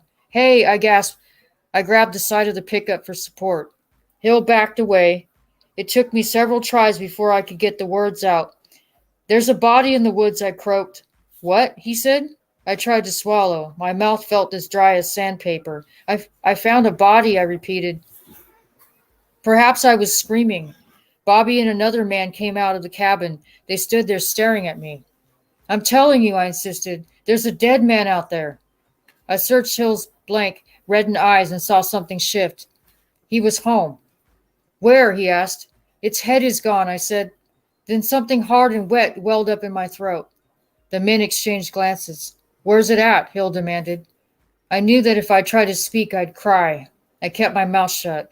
"Maybe you could show us," said the man with Bobby. I nodded. "You ride with Hill," he ordered. "We'll follow you." So Hill and I led the way in a bouncing, matte, pink garbage truck to the site of what? Not your ordinary shootout, certainly. Why was the victim naked? And why had his body been mutilated? I saw the legs casually bent at the knee as if they'd belonged to a sleeper who had lost his feet in a bad dream. They had been cut off above the ankle, and the remaining stumps of the calf were ragged. Some small animals had been gnawing at them. I felt nauseated. Hill's truck didn't help. The cab had a sweetish, boozy smell, punctuated by whiffs of something that smelled like rotting fish. I twisted around and looked through the dust-speckled rear window. The bed of the truck was empty. Hill must have made one trip to the dumpster and returned to the cabins for more. Behind us, the Carpenters drove a new blue and gray Chevy pickup with metal racks and a black metal tool chest in the bed. I tried out my voice. "Who's that with Bobby?" I asked Hill. "His daddy?" "They live here." He shook his head. "Chow Chow." The plastic seat was cold. I began to shiver. Hill was in no hurry, perhaps out of deference to the truck's extreme age, or maybe he had a post-prandial hit of red eye. In any case, his leisurely, unflappable attitude was oddly reassuring. I glanced at him. The bump of tobacco was still in his cheek, but he was looking handsomer by the minute. Maybe it was his beak-like nose that persuaded me. What the fuck are you It reading? gave him a slightly dangerous, raptorial look. But then I'd never been drawn to safe men, nor men with small noses either. We got out of the truck at the snow line. Bobby's dad told me his name was Pick. He had a genial voice. On the window of his truck, an American flag decal announced, "These colors don't run." On the rear bumper, a yellow and black sticker said, "Never argue with a sick mind." I puzzled that one over while Pick folded back the front seat and selected a big Winchester from a metal rack welded to the back of the cab. It also held a 22. Bobby looked at the 22, then looked at his dad. How come I get the pop gun? He demanded. Grim-faced, Pick handed the Winchester to Bobby, then took out 2 boxes of shells and a revolver from the glove compartment. The revolver looked big enough for Dirty Harry. They loaded up. Pick strapped a holster around his waist, but kept the revolver in his hand. He went first, following my tracks into the woods. Keep together now, he ordered. I had the feeling he'd done this before. Maybe in the jungles of Vietnam. Bobby looked excited. Let's get a move on, he said. Hill and I kept a distance behind them. Nothing looked familiar. I was looking for the creek. I babbled nervously to Hill. And I found this clearing. I felt a wave of panic. What if it hadn't really been there at all, after all? But it was there. Bobby walked right up to it. Jesus Christ, he said. He poked at it with his boot. The boot slid sickeningly. Pause. What the hell book is This is about a grizzly attack. It sounds a little more than that. No, it's a grizzly bear chewed this dude up. He jerked his head away from the stink he'd released. Then from a less intimate distance, he inspected the body, waving at the flies. Big guy, he remarked. See here, a bear's opened him up. His dad took a step closer and peered at the neck. No bear did that. His head's been cut off. Bobby giggled. That ain't all. What? Pick demanded sharply. They took his equipment, too. Bobby gave me a sly glance. Look here, he invited. Instead, I studied the ground at my feet. The carpet of pine needles was light and dry and unreadable. I don't get it, I said. Bobby giggled again, a mirthless sound. Maybe he put it in the wrong place. I moved away. Look at this, I said. I showed Hill the footprint I'd found by the rock. Hill nodded. Bear, he said. But why? Reckon he was hungry. So he takes off his shoes? The men looked at me as if I were mad. Bobby cracked. Never heard of a bear wearing shoes. Wait a minute, I said. I peered at the print. What made this track? Pick came over and hunkered down beside it with his shotgun. I heard his knees crack. Grizzly, he pronounced. He pointed to several punctures in the mud, gouged dots about 3 inches beyond the toes. That's its claws. Oh, I said. He stood pushing himself off the ground with his rifle and glanced back at the mutilated body. Poor devil, he said. Bobby said nothing. His glee had subsided along with his color. He looked greenish. You think the rest of him's around here somewhere? I asked him. Bobby turned, took 3 jerky steps, and threw up. Hill studied the pointed toes of the cowboy's boots. Pick suggested, let's have a look. Maybe we should wait for someone, I suggested. This is for real. Like who? The sheriff? Pick dismissed the idea with a shrug, but I didn't want to stay there any longer. It wasn't only the smell, which seemed to come up and go in waves, or the malevolent random buzz of stray flies. It was a terrible sense of flatness I had. I've got to get back and start supper, I told them. The mention of food seemed to stun them. I turned and started across the clearing. I'll take her back, I heard Hill offer. Pick grunted. Get Dave to call the sheriff, he ordered. I sat in the truck waiting for Hill, staring through the windshield at the snow on the road and seeing the severed neck bone, which was brighter and wider than the snow. The muddy flesh around it had been torn by carrion eaters, but the cut through the vertebrae was expert. The knife had been sharp. It occurred to me that with the head and hands missing, identification of the victim was virtually impossible. But what was the point of taking the feet? And why the genitals? Had a psychopath kept them as souvenirs? And why did the loss of genitals seem more obscene than the loss of the head? Hill opened the door of the truck and climbed in. He put both hands on the steering wheel. I waited for him to start the ignition, but instead he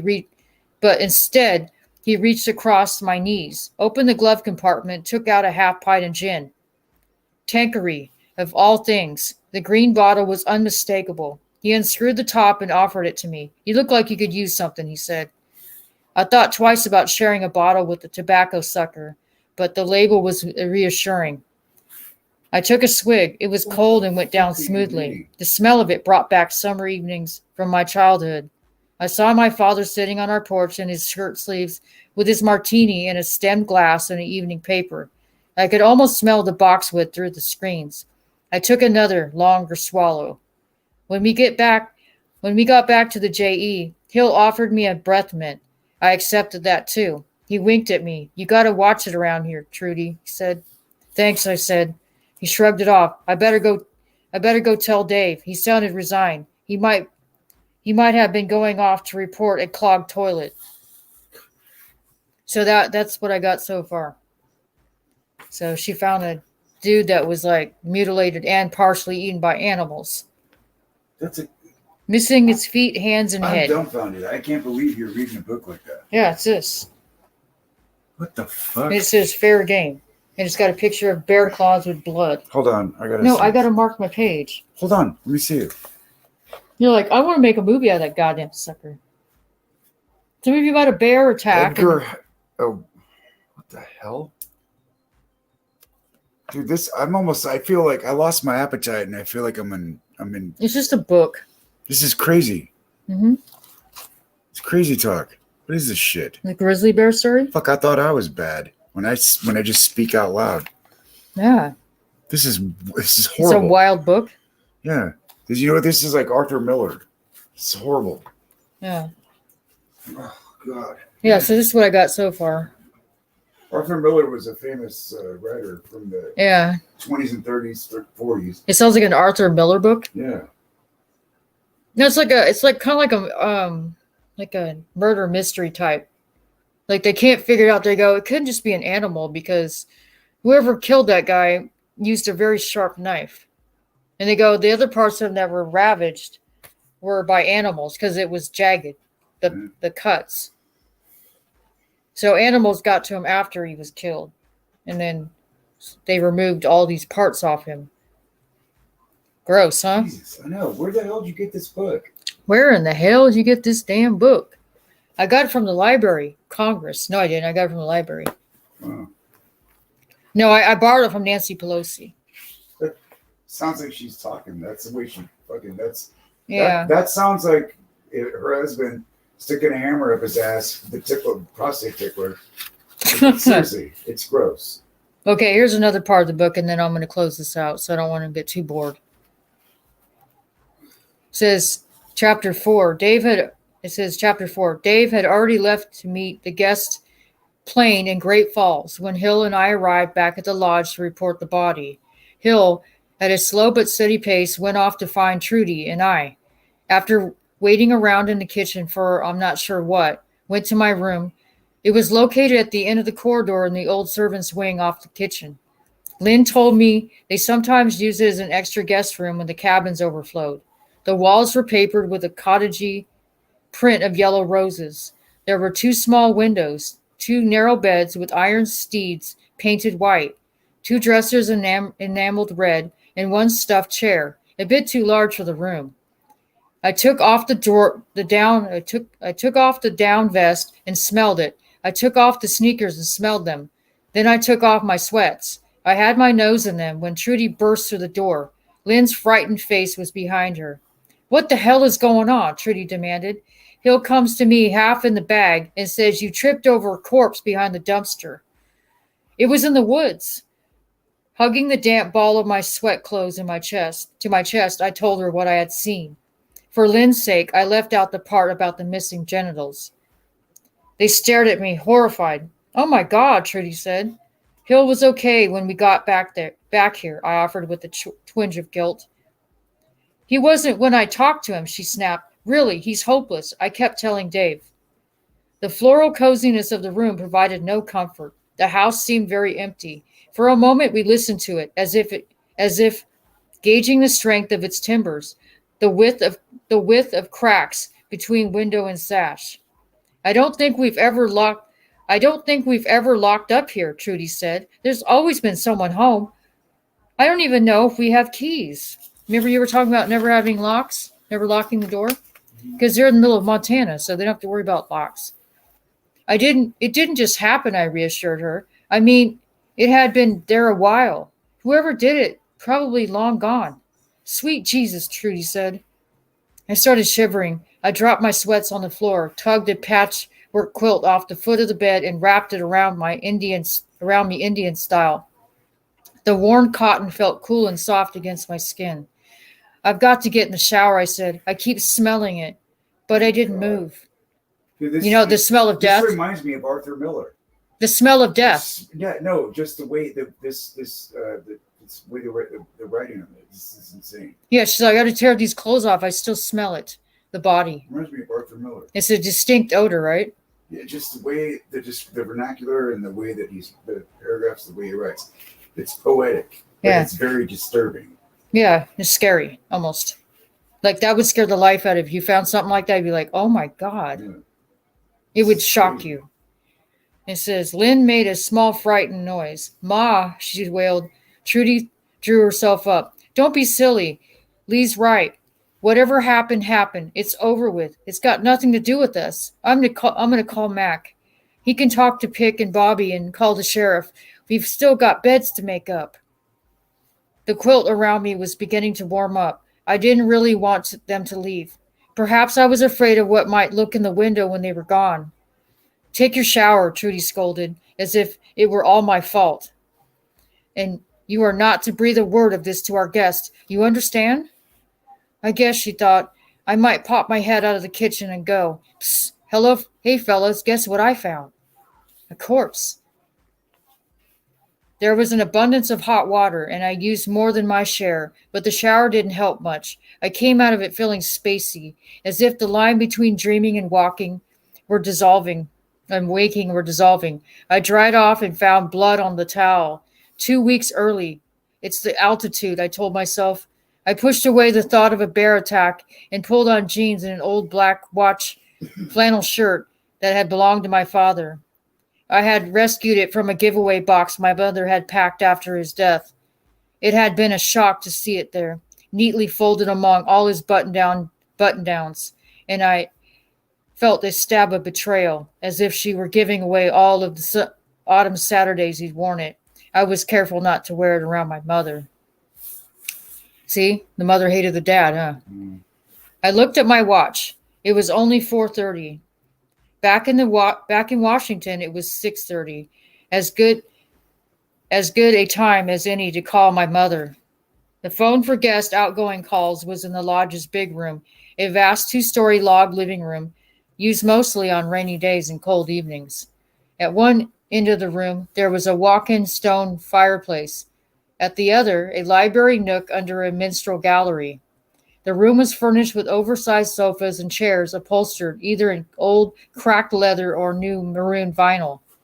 The islands of furniture were lit by rickety parchment-shaded standing lamps.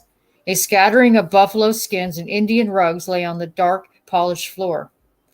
Above the windows in the dim upper regions of the room hung the disembodied heads of animals bagged by the ranch's original owner.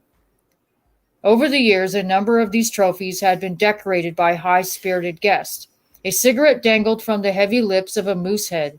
Several billed caps and a dusty fedora. From moose head? You gotta be. They put a cigarette in his mouth. Mooses are ugly and they have heavy lips. This dude's detail.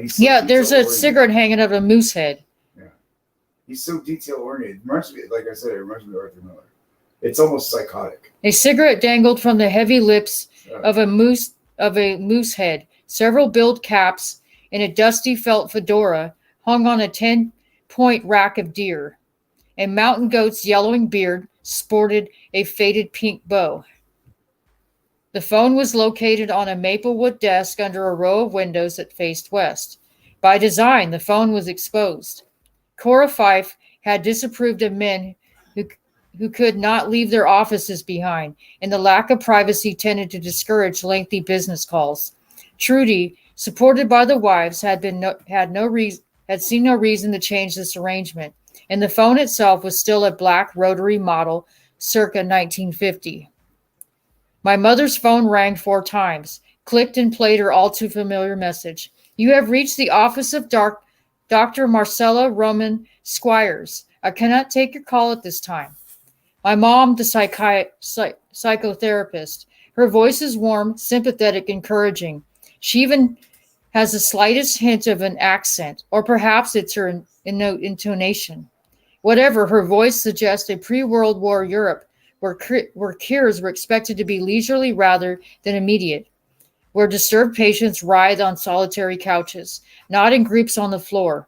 Her Dr. Jung lilt, I call it. It is, in fact, deceptive, because my mother actually prefers groups, and not only in her work. She lives with a group on Capitol Hill in a townhouse whose basement serves as their office. It is a curious assortment of friends, this second family of her choice. Each of them is an ex of one sort or another. An ex-priest who teaches accounting at UDC, an exemptional patient, St. Elizabeth's, who is now licensed as a massage therapist, and an ex-battered wife who drives a cab and sings in a gospel chair on Sundays. I can't deny that they are loyal friends to my mother, who often subsidizes their shares of the rent. Moreover, if it weren't for their devotion, I would not have been calling my mother from Montana. I would have been camping on the couch in her office. Back in February, she had gone skating at the rink down on the mall and broken her left leg. It was a nasty spiral break that refused to heal and required 2 operations to scrape out infection around the pins. She had the last operation the week before I left, and she was scheduled to come home from the hospital on the same day I was scheduled to fly out to Dulles at 7 in the morning. My brother refused to disrupt his family's spring skiing trip to bring her home, even though I had been with her throughout both operations. So it was partly annoyance at him that allowed me to be persuaded by both my mother and her housemates to use my non-refundable ticket. That's what friends are for, my mother said with a sly smile from her pillow. And Opal, who had been chauffeuring me to the hospital in her cab, had erupted into her wonderfully deep operatic laugh. It was the kind of laugh that made patients down the hall get out of bed and wander down the corridor to join the party. Nurses were constantly shooing people out of my mother's room, then lingering themselves. It would have driven me crazy, but my mother liked all the company. I sleep very little at night, she told me. I have all the solitude I need. I wasn't worried about her care. Opal and Tommy, the new age masseur, had proved themselves excellent home nurses. They could get her up and down the stairs without having her go ashy, in and out of the bathroom promptly, and even do her hair to her satisfaction. Not that it requires much doing. My 65-year-old mother's hair is still thick and mostly black and cut in an elegant cap. In fact, my mother's housemates were more skilled at seeing to her comforts than either my brother or I. Perhaps deep down, I resented them, worried that they were getting too close to my mother. But up on the surface, I was giving priority to the worry that her legs seemed to resist healing. It bothered her too. My mother, however, saw the whole business as spiritual, not a physical crisis. I don't believe in accidents, she said. I went skating and I fell, and I broke my left leg. Her priestly friend, Al, nodded sagely at this. I said nothing. From the pillow, she gave me one of her gnomic smiles. My body is sending me a message, she explained. I didn't buy it. What kind of message had my daughter Rachel's cancer been? And who was it for? For her or for me and Clint? My mother's canned message lilted across the continent. If you kindly will leave your name and phone number, I shall return your call promptly. Thank you. A moment later, the line dinged. Mom, I said, it's me, Lee. I could hear my voice echoing in the room. It's Friday afternoon. Good Friday, actually. And I just wanted to see how you're doing and if you got home okay. Tommy, Al, Opal, if one of you is there, please pick up. I want to know what's going on. Is anyone home? I tried to keep the irritation out of my voice. Anyway, Mom, I hope you're on the mend. I'll try and call later tonight. It depends on how soon I get through in the kitchen. I don't want to wake you up, so maybe I'll try in the morning instead. Talk to you soon, I hope. I hung up. Where was my mother? Had she not come home from the hospital after all? I sat in the darkening room, gazing out the window over the desk. The wide lawn around the lodge was still brown. Beyond it, over the dark tops of the pines, banks of gray clouds opened slightly, like a crowd relaxing, and revealed a molten gold lining. I heard the front door slam and hurried footsteps. I heard the front door slam and hurried footsteps in the hall. I stayed put, monitoring the widening crack in the clouds. A moment later, whoever it was came back into the hall. Lee! A male voice. Lee! He called up the stairs. I pushed the chair back from the desk. Its legs squealed. I stood up. Oh, there you are. It was Mac. He was standing in the wide doorway, the light in the hall behind him. He strode over to me. He looked drawn, middle-aged, familiar. His dark eyes were concerned. Are you all right? Suddenly I was just making a phone call to my mom. I left her home with a broken leg that's gotten infected. And you've got the gilts? Only mildly at the moment, thank you. He smiled. I was always a bit afraid of your mother. Sort of like she could see through you and zip right out the other side. Maybe that's what it was. But he was distracted, agreeing to be agreeable. I talked to Pick about the body. Have you, seen it? I asked. He shook his head. Trudy asked me to stay here, at least till Dave gets back. His voice trailed off. I called the sheriff's office, but he wasn't there. There's an accident down on 287. Some kids flew off the road in a pickup. The dispatcher and the sheriff's out there picking up the pieces. I told her it wasn't an emergency, then that we'd call back. His appraisal surprised me, but he was right. There was no emergency now, even if it felt like one. I guess it's not going anywhere, I agreed. I guess it's not going anywhere, I agreed reluctantly. You okay? He asked again. I nodded. We were standing Metro Crush close in the big empty room. I could see the stitching on the pointed collar of his blue-checked Western cut shirt. I could see the lines like lines on an open palm crossing his Adam's apple. I felt an urge to reach out and trace them, to feel his tan skin under a light finger. Instead, I shifted my feet, opened up the space between us. I've got to get back to work, I said. I felt my hair. It was virtually dry. In the space of 20 minutes, in Washington's humidity, air drying took hours, despite the fact that my hair was the fine Nordic variety. Pick said there was evidence of bear activity, Mac asked. We saw a couple of prints. All the same bear? You're asking me? Didn't they tell you? I thought the prints had been made by a barefooted hiker. How big was the print? Do you remember? About like this. I measured a space with my forefingers.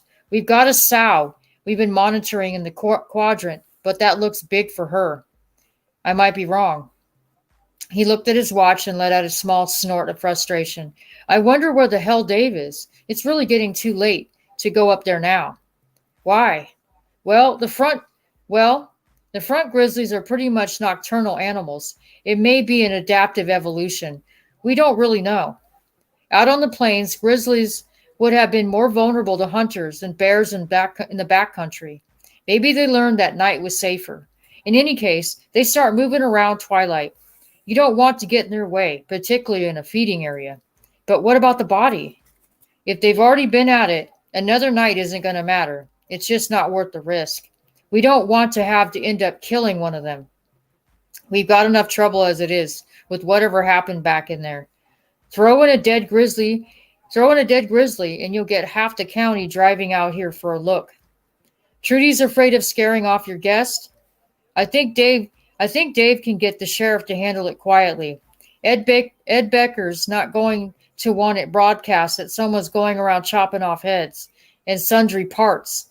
He's not going to want to deal with the panic any more than we do. My guess is he'll call in the state homicide people from Helena. Mac, what do you think happened? He thought about it a moment. Then he said cautiously, Pick seemed to think there was a ritual quality about it. Yeah, I agreed. Jesus, he said, sounds like something out of a samurai comic. He made swishing noises as he sliced his hand back and forth through the air. The Japanese probably have a poetic name for it. He looked at me. Sorry, my son went through an oriental violence stage a couple of years ago. I didn't know you had a son. He lives with his mother in London. How old? 16. He's coming out here this summer. First time for all practical purposes. He was a baby when Marcia left. She left? I've got an appointment with the roast, I announced. I picked my clip up and off the desk and twisted my hair up in the back of my head. Don't, he said. What? Leave it down. I thought of Claire's long, loose black hair.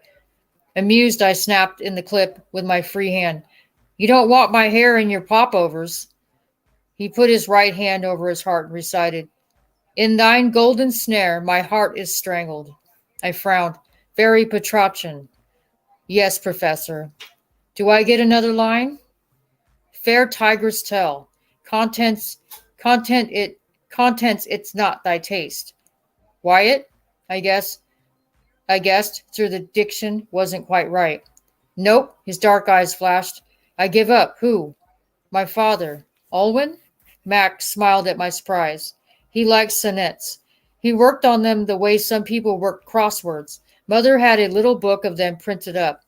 I didn't know he wrote poetry. Most people didn't. I'd like to see a copy. A shaft of light slanted through the window.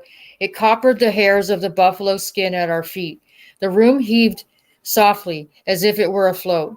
Max said, Back when we were kids. Yes, I thought you were something else. Did you? I kept my voice light, skeptical. You could have fooled me. You were only 12. 14 the last summer, I corrected. I kept waiting for you to come back all grown up. His eyes held me. I felt his hand on my shoulder. His finger drew a soft stroke behind my ear that raised the little fine hairs on my neck. I brushed his hand away. Why did your wife leave? I asked. He smiled at my rudeness. She couldn't hack it out here. I tied my bandana around my head and marched off to the kitchen. There is a reason why women cook in the presence of death, why we bake hams and zucchini bread and cupcakes brightly dotted with M&Ms for the children. It not only grounds us in the deepest rhythms of life. It's also a discipline, and like any discipline, it can serve as a shield. On that particular night at JE, I embraced the dinner prep as a shield against the rotting human meat I had stumbled over in the clearing, and more, a shield against the live impulse I've discovered in the big room. Mac's move had caught me by surprise, but upon reflection, I had to admit I was not at all surprised.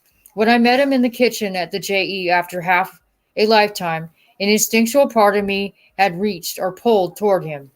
I was familiar with the feeling, a subterranean yearning I'd tried to dissect in any number of my poems, a dark mix of maternity and the SCX word, and pity and desire, but I was not familiar with its present incarnation.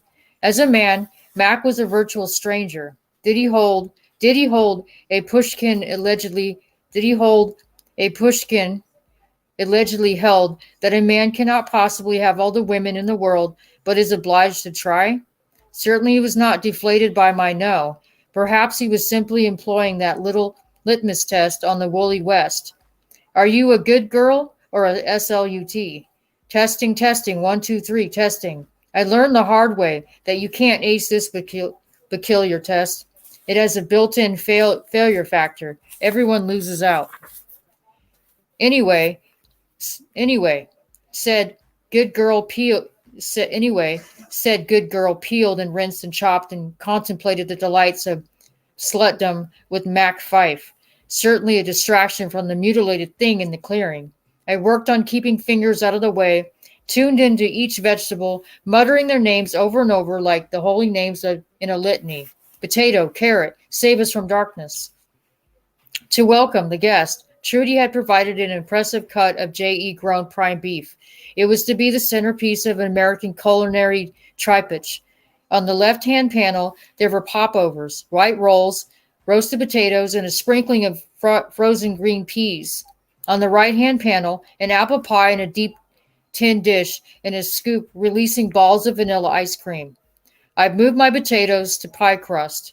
While my hands measured out flour and checked the temperature of eggs, I tried to keep my mind's eye focused on the mandala, a perfectly pink roasted loin of beef. This on my own pet theory that the magic of visualization works as well for cooks as it does for athletes. Of course, my concentration faltered. Where was my mother? Had she been in the bathroom? But gradually the kitchen became warmer, safer. The roast released its deep, rich scent into a vegetable steam. Boss Trudy popped in and out with news updates. Mac had called the sheriff again. He was on his way home from the accident. David called from a Western Outfitters in a Great Falls shopping mall. As planned, he had driven the Japanese there directly from the plane, but they would be later than expected getting back to the ranch. He said they were having a ball buying the place out. Trudy reported. So far, so good, I guess. What? Lynn asked, coming into the kitchen with her paperback West meets East manual. Your dad called. He says our guests like to shop. They think $500 for boots is really cheap. Did you tell him? Yeah, Trudy said. So what'd he say? He said, huh? That's it. She let out an exasperated sigh. He asked if we were okay, and I said yes, we were fine and dandy. She gave Lynn's sagging t-shirt an appraising look. You're going to change, aren't you? Lynn ignored the question. She held up her book like a preacher holding up the Bible. You're supposed to bow to them, she announced. The more important the guy is, the deeper the bow. Trudy rolled her eyes to the ceiling. I don't want to bear this, or I don't want to hear this. Men bow with their hands on their thighs. Women are supposed to keep their hands together like this. She put the open book face down on the counter next to a pile of carrots I'd cut for crudités. She crossed her hands in front of her like a Venus protecting her crotch, then dove into a bow. Honey, they can't do it like that, Trudy protested. Lynn straightened. What's the matter with it? She demanded. Trudy giggled. Your butt sticks up like a duck's. You look like you're bobbing for fish. So let's see you do it, Lynn challenged. Trudy folded her hands together and with great dignity inclined her head and shoulders in a bow that Queen Victoria might have used to acknowledge her subjects. Not low enough, Ma. It's low enough for me, sweetheart. Lynn scowled, snatched a carrot up with her book, and strode out of the kitchen. Trudy gave me a wry smile. She's all right. Her voice was proud. We heard Dave's van driving up, and Trudy went out to meet it. Through the window over the sink, I saw them embrace hard and quickly. Dave had already dropped off the guests at their cabins, and he and Trudy stood talking a long while against the side of the van. Then they came in. You okay? Dave asked me. He sounded like Mac, just like Mac. Jim Dandy, I said. He stared at me, as if seeing me for the first time. She's fine, Trudy said impatiently. Dave's blue eyes were uncertain. I'm fine, I told him. Honestly, I wondered if my tongue was turning black.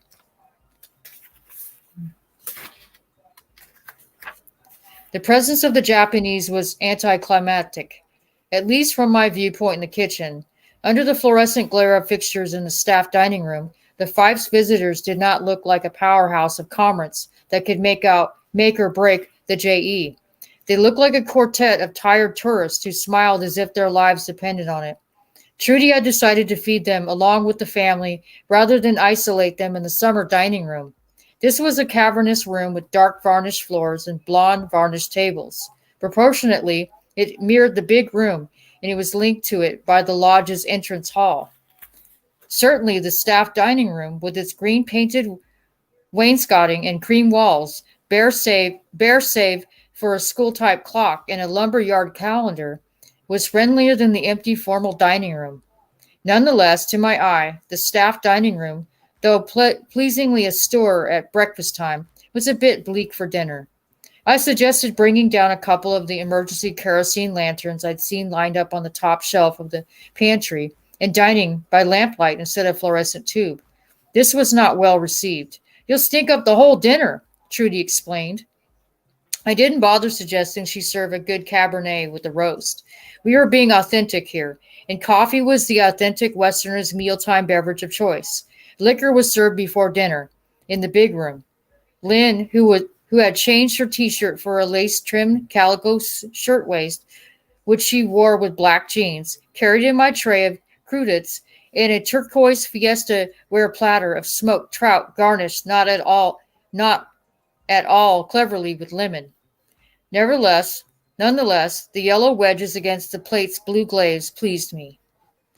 Mac and his raven-haired assistant Claire joined the party late. They had not changed, and the knees of their jeans were mud-stained.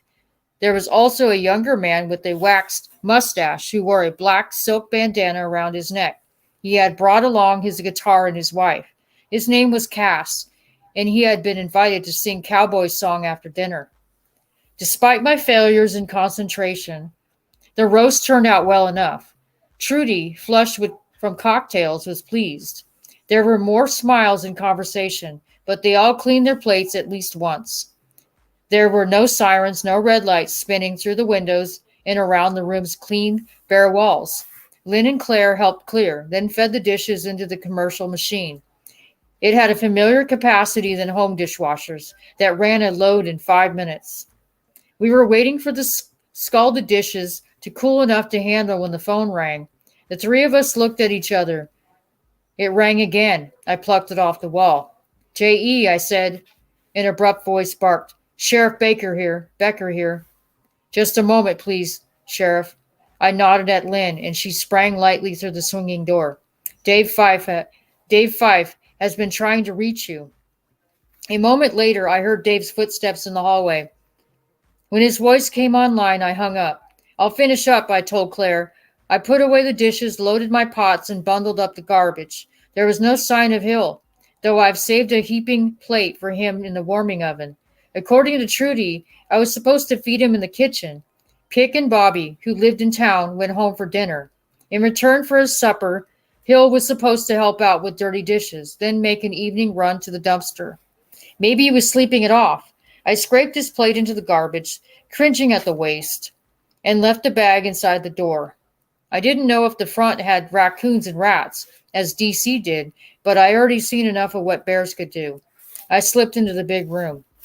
The fire in the barrel stone fireplace sent humpy shadows up the high log walls and lit the glass eyes of the animal heads. Cass stood on the hearth, singing something Hank Snowish to chords strummed on his guitar. His hip lifted as he tapped time with the heel of his boot. I moved to the makeshift bar, a card table covered with a cross-stitched cloth. The Japanese were drinking scotch. If the level of the J&B bottle was any indication, I poured myself a nice fat bourbon. The guests were sitting with Trudy, their hostess, all squashed together on the long sofa that faced the fire. Trudy looked a little stiff, as if she could have used some elbow room. But the men relaxed against each other, swaying to guitar, their after-dinner glasses of whiskey firmly in hand. The two older men wore dark business suits, white shirts, and smoothly garnered socks with black Italian shoes. The stockier one, with a thick receding hair and a round face, sported a spring tie whose silver and turquoise bola sat neatly, if incongruously, between the wings of his French collar. He was Mr. Yamaguchi, the senior member of the group and the head of NVI's foreign investments.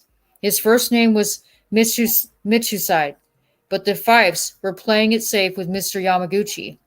The other older man, Mr. Tanaka, was Yamaguchi's secretary. Though he looked more like a secretary of state than a clerk/typist, he was thin and elegant looking, with large, thin rimmed glasses, and wore a discreet paisley silk tie with his serge suit. The two younger two, both in their 30s, were more casually dressed.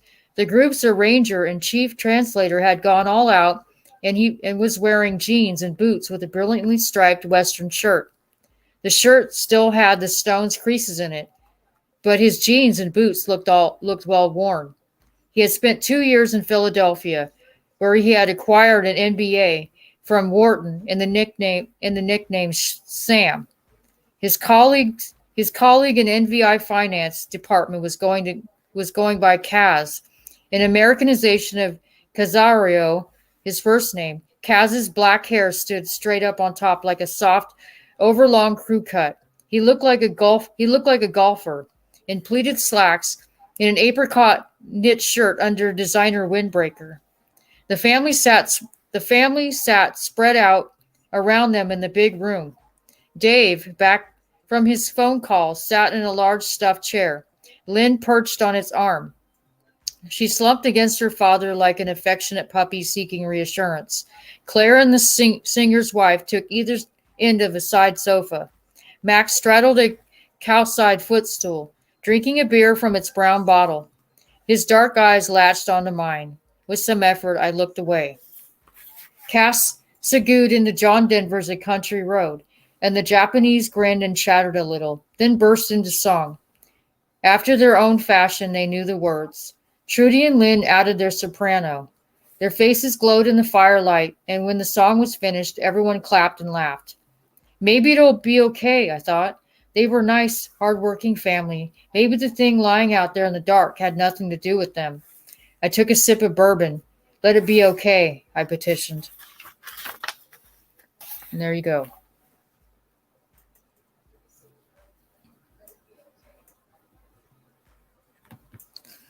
That's it for now. Damn you, Orville. Trying to haunt me at that Orville.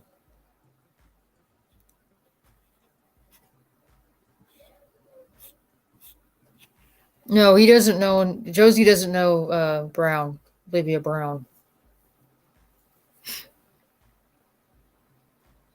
Yeah, if you want to watch it, you can probably just roll it back. I read this. It's a pretty damn grisly book. Get it? Grizzly. And apparently it's about someone who's a serial killer that likes to kill people, I guess. So I was just reading this damn thing. It's pretty gruesome.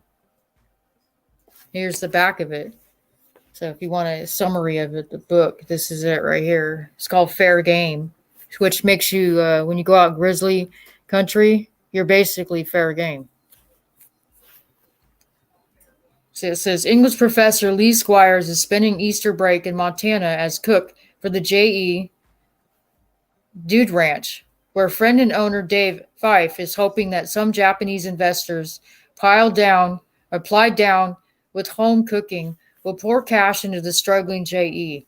Lee has come ready to whip up hotcakes, biscuits, and chicken and fried steak, but not to wrestle her libido over Dave's brother, Mac, a tireless bear activist, or to find a dead body with missing parts. Another mangled body later, officials are hunting a bear. Lee doesn't buy the theory, but in tracking the truth, she comes face to face with a human killer who's nothing short of a grizzly. So whoever it is, it's not, she doesn't believe it's the grizzly bear that killed, because they use a sharp knife to cut up the victim. So bears don't do that. They don't cut with precision. They just mangle you, or they just eat you all together. They don't. Why am I not getting my notifications? Stinking lube tube. Yeah, precisely. Yeah, they never give them out because they don't want people like us to grow.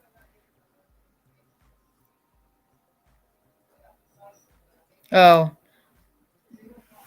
Yeah, kind of. He only gets one gift.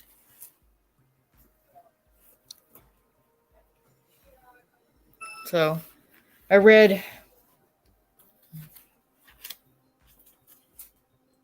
52 pages.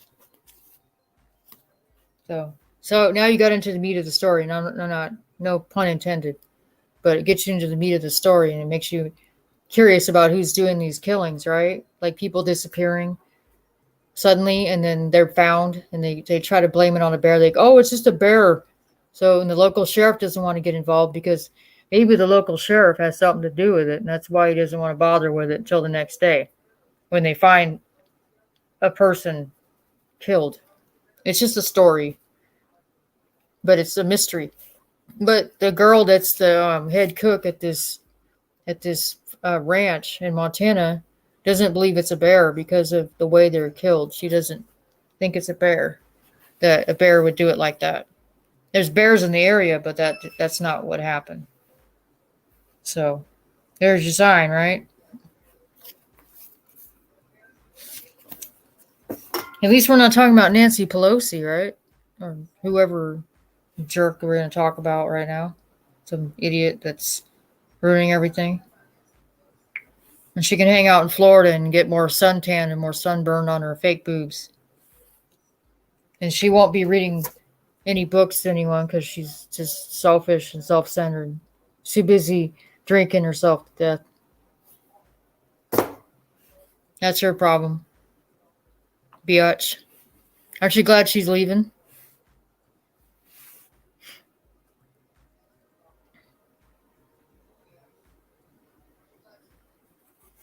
Oh, that's nice, country. Thank you for the offer. Well, you don't owe us anything.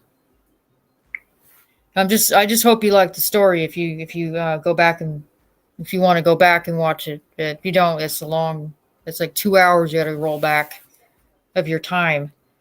But I had decided to read this. I pulled it off my stack of books and I started to start reading it. I'm like, oh, I want to read it. It's kind of scary, huh? It's kind of a scary story.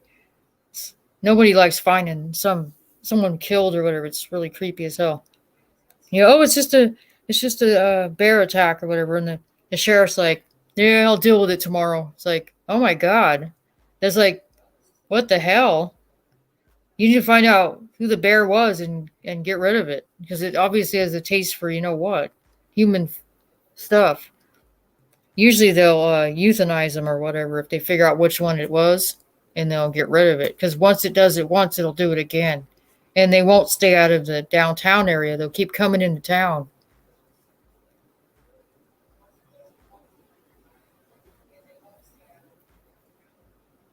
Oh, that's nice.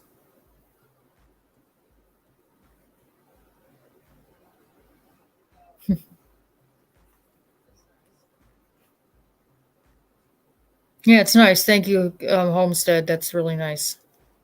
But you don't owe me a damn thing. Just enjoy this. I hope you enjoyed the story. If you go back and watch it, if you want to, it'll kind of gross you out though. There's a couple of grisly parts. Get it, grisly. There's a couple of grisly parts in the story that are kind of graphic, but it is part of the story and can't hide from things. That's nice. You made cookies one year. You didn't have any money at the time. It doesn't matter, does it? As long as you got a roof over your head and you got electricity, food, you just make the best of it. You just know what you say for Christmas. You say we're just lucky we have a home. People back in the old days, like they used to make their own presents. Yeah, it's just a grizzly bear story. Just people scared of bears. It's just I've only gotten through 52 pages. I haven't read the whole thing, but apparently in the story, she's the girl that's the head cook chef at this ranch in Montana. She suspects that it's not a bear doing it. She thinks it's a human doing it. It's not a bear. That the animals, obviously they're going to they're going to chew on it, but they weren't the ones that did it. That's why there was missing parts, but they said it looked like a human did it. And then the animals came and chewed it up. It's kind of gross, but there are attacked bears in this Montana, I guess. And they have attacked other people. But in this story, it's not the grizzly, but the sheriff is insisting that it's a grizzly doing this, that it's a local grizzly that's killing people that are going on nature walks near this ranch, I guess. He's got a taste for humans. But he finds out later, obviously, she finds out it's actually a human doing it, and they're trying to blame it on a bear. So, no, it's not the bear, apparently. You got to be like Sherlock Holmes and figure it out. Even though it's disgusting, you're like, oh my God, another one. You got to get past it. It's kind of like that movie Sleepy Hollow with Johnny Depp, and he was doing autopsies or whatever on the person, and he'd figure out what got him or whatever. And it was like in its infancy, the science, but he was uncovering it and he figured it out what was going on, what they all had in common. So then he solved the problem. He figured it out about the headless horseman and all that. Yeah, it is kind of scary, but nothing scares me. Look who we have in power right now. this book scares me less than who's in charge right now. This is mild compared to what we have running everything. You know what I mean? At least this is just a story. You can just close it. But what we're dealing with now, you can't close that. You know? You can't just close it like a book and just put it away. And say, oh, well, that was scary. I'm not going to watch that again or read that again. No, we're literally living in this. You know what I mean? This is a scary book, but every day we wake up to scary crap. What is next? And we see it happening in Canada. It's getting worse for those people. And I'm sure you looked at the headlines, you know, the new stuff that's going on with the Canadians, and it's pretty bad. I mean, it sucks. And the Australians, of course, are suffering as well. And it's just really weird. And they said in Australia, it's supposed to be warm right now, and it's still, I guess they said they're getting snow or whatever. It's really weird. It's really disturbing to people over there. There's something really nefarious going on and can't put your finger on it. Unlike this book, which literally explains everything at the end, this damn situation we're in, I wish it was a book because I could read it to the end and find out what the ending is so I could prepare myself. But we can't prepare ourselves because we don't know what's next. Oh, thanks. It's all, my hands are all covered with soot from, I was writing a bunch of stuff on some paper. And I'm a maid, so my hands aren't exactly real clean. But thanks for the compliment. So, thank you for coming in and watching. And if you want, I can come back tomorrow, I guess, and read more of this. Or if you don't like this story, I can pick something else that's a little less scary, I guess. Something a little nicer, I guess. Not as disgusting, I guess, when it comes to gore. But you know what? Some people really enjoy that. They really like movies that are kind of scary. Yeah, it's just I got ink on my hands. But I do a lot of cleaning. I do a lot of cleaning toilet stuff, so you wouldn't know it, huh? Because I still live here. I still live in a tiny little place. So I have to clean like 1,000,000 toilets just to get somewhere better. Oh, it's free stuff. If you have a library near where you live, sometimes libraries will give away free books. Like they have overstock and they just give away a bunch of them. Like the library I have where I live, they put them out front and they have a free sign and people can take the books or whatever it is they have that they don't want anymore. You just look through them and pick the best ones you like. If you're into books, then you're in luck. You got some good books here. Because these are good reads when like the power goes out or something or anything and you have nothing works. You can read these, by either flashlight or whatever. Keep yourself entertained, so it doesn't get too boring. I mean, people used to probably tell stories and stuff before there was actually books. You know what I mean? Or tell ghost stories or whatever to scare each other for entertainment. Just everybody's so tied into these electronics that we don't know how to read anymore or entertain ourselves without somebody else doing it for us. That's kind of why I hate Netflix and all that. I kind of hate that stuff. Yeah, that's cool, huh? Yeah, you just can't find anyone really that likes books anymore. Especially if you read the Bible. Like, there's people that read the Bible online. Well, okay, Spillway, you're killing me. And not like this book,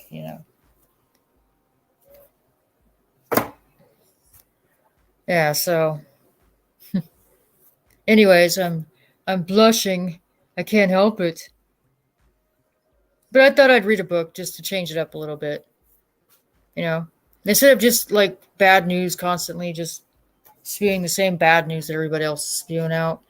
Just read a fictional book to try to get our minds off of things. Even though it's a gory book, but it gets your mind off of stuff. Yeah, I am myself. Thank God I'm not a grizzly bear, that uses precision knives to cut people up. like in this story, right? The bear's like, no, I'm going to carve you up like a steak, and I'm going to take the only parts I want, and I'm going to take your dingling too, like you did in the story. No, it's a serial killer that took the damn thing. Grizzly bear's not going to just eat your those parts off if you can leave the rest. He's going to like eat major parts of you.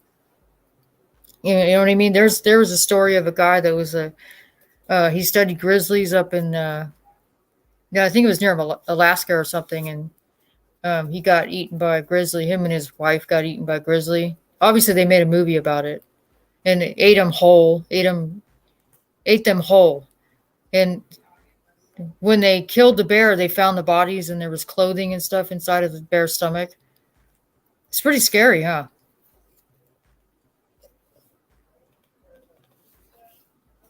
Yeah, thanks. Yeah, unfortunately, this is a public forum, but I can put it in the I can put it in the private chat, I guess. That way others can't see it. Yes, it's not cool to let other people see it.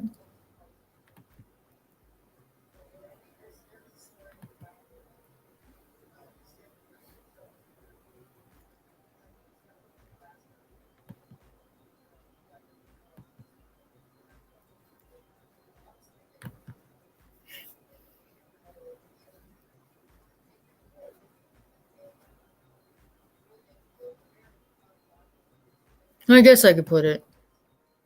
I mean, it's not much anyone can do to me putting an email address. I'm just not giving out my phone number.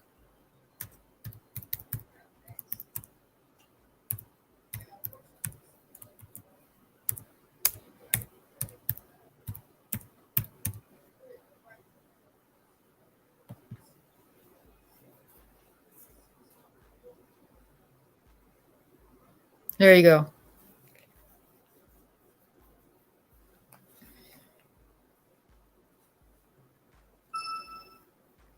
Yeah, so we live in Northern California, so for information. And we're just surviving. That's about it.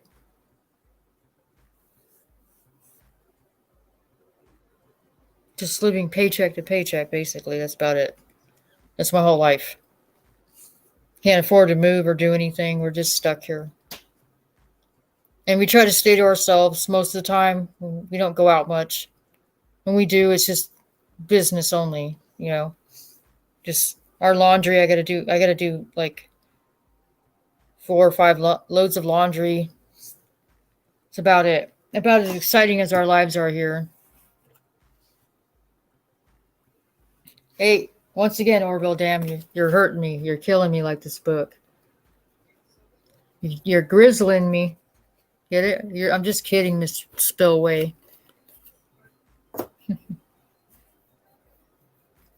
Yeah, see, don't you like the fact that I'm not reading any negative headlines about somebody getting shot or something or some really evil thing that's going on right now? Just something really disgusting. It just makes us sick. I don't like those headlines. It just tells you how deteriorated everything is so far under this wonderful president we have, who's really bringing out the best in people. I'm telling you right now. Yeah, it just makes you sick, doesn't it? It makes you really sick. It's like you almost have to shut it off so you don't get sick. Just looking at it, it's just disgusting. And it's really hard on people like us that live here in California and we see it firsthand. We see the evil. I mean, it's everywhere, of course. It's not just here, but we see it firsthand in California. It's really bad here. Like, I wouldn't even go to the valley. I don't even like it because of the BS. And especially with this crap, when it all started, it was really thick down there. I'm like, I'm not going down there. I ain't putting up with that shit. And I didn't. I didn't put up with their crap. I won't go down there. I don't want to be down there because if this shit happens again, I don't want to be in the thick of it.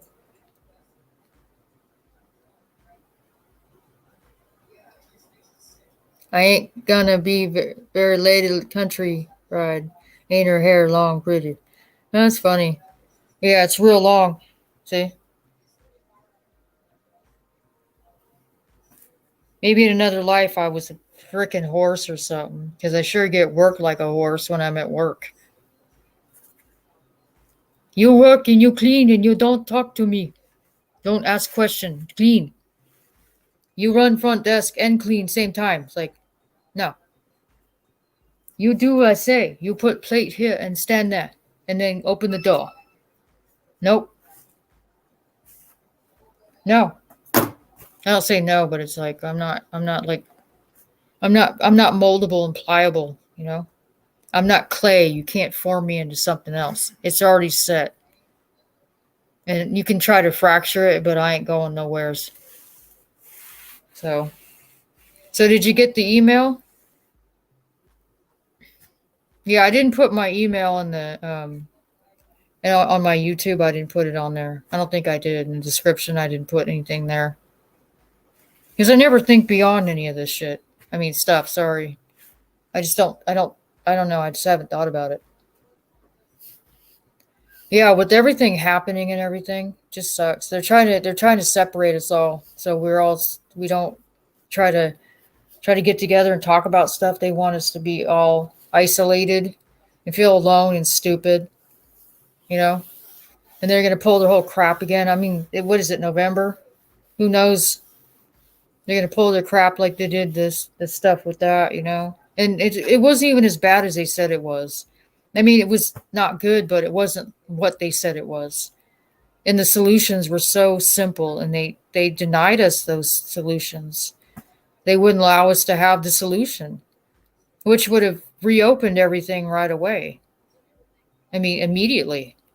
And those who weren't comfortable could have just stayed home. So this was done deliberately. And if people fall for it again, they kind of deserve what they get. They fall for it again.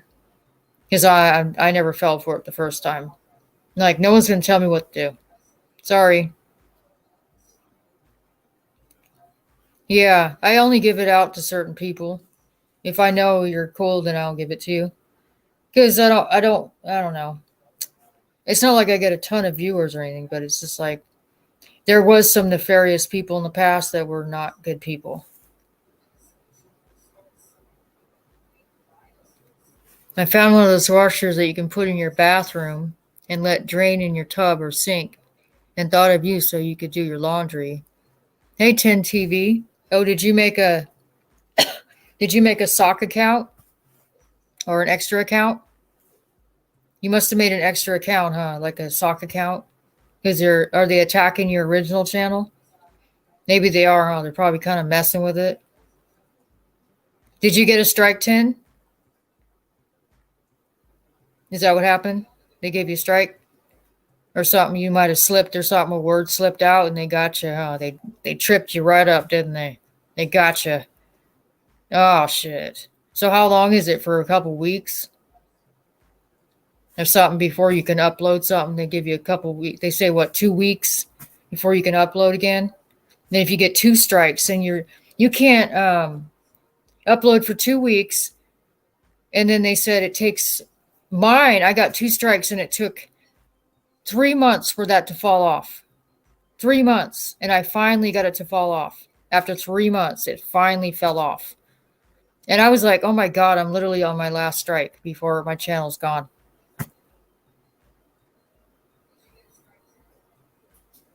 Yeah, 10 is trying to be careful with her channel. It sounds like you're trying to be careful, huh? You go into Telegram or whatever, because YouTube, you really can't do much.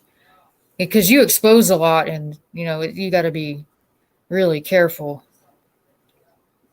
Because these people aren't playing. Look what they're doing to those poor Canadians. I mean, even the ones that were fooled by the whole thing, even they're doomed too. I mean, even though they did go along with it, but they're still they're still screwed. They're no better off than the ones who didn't.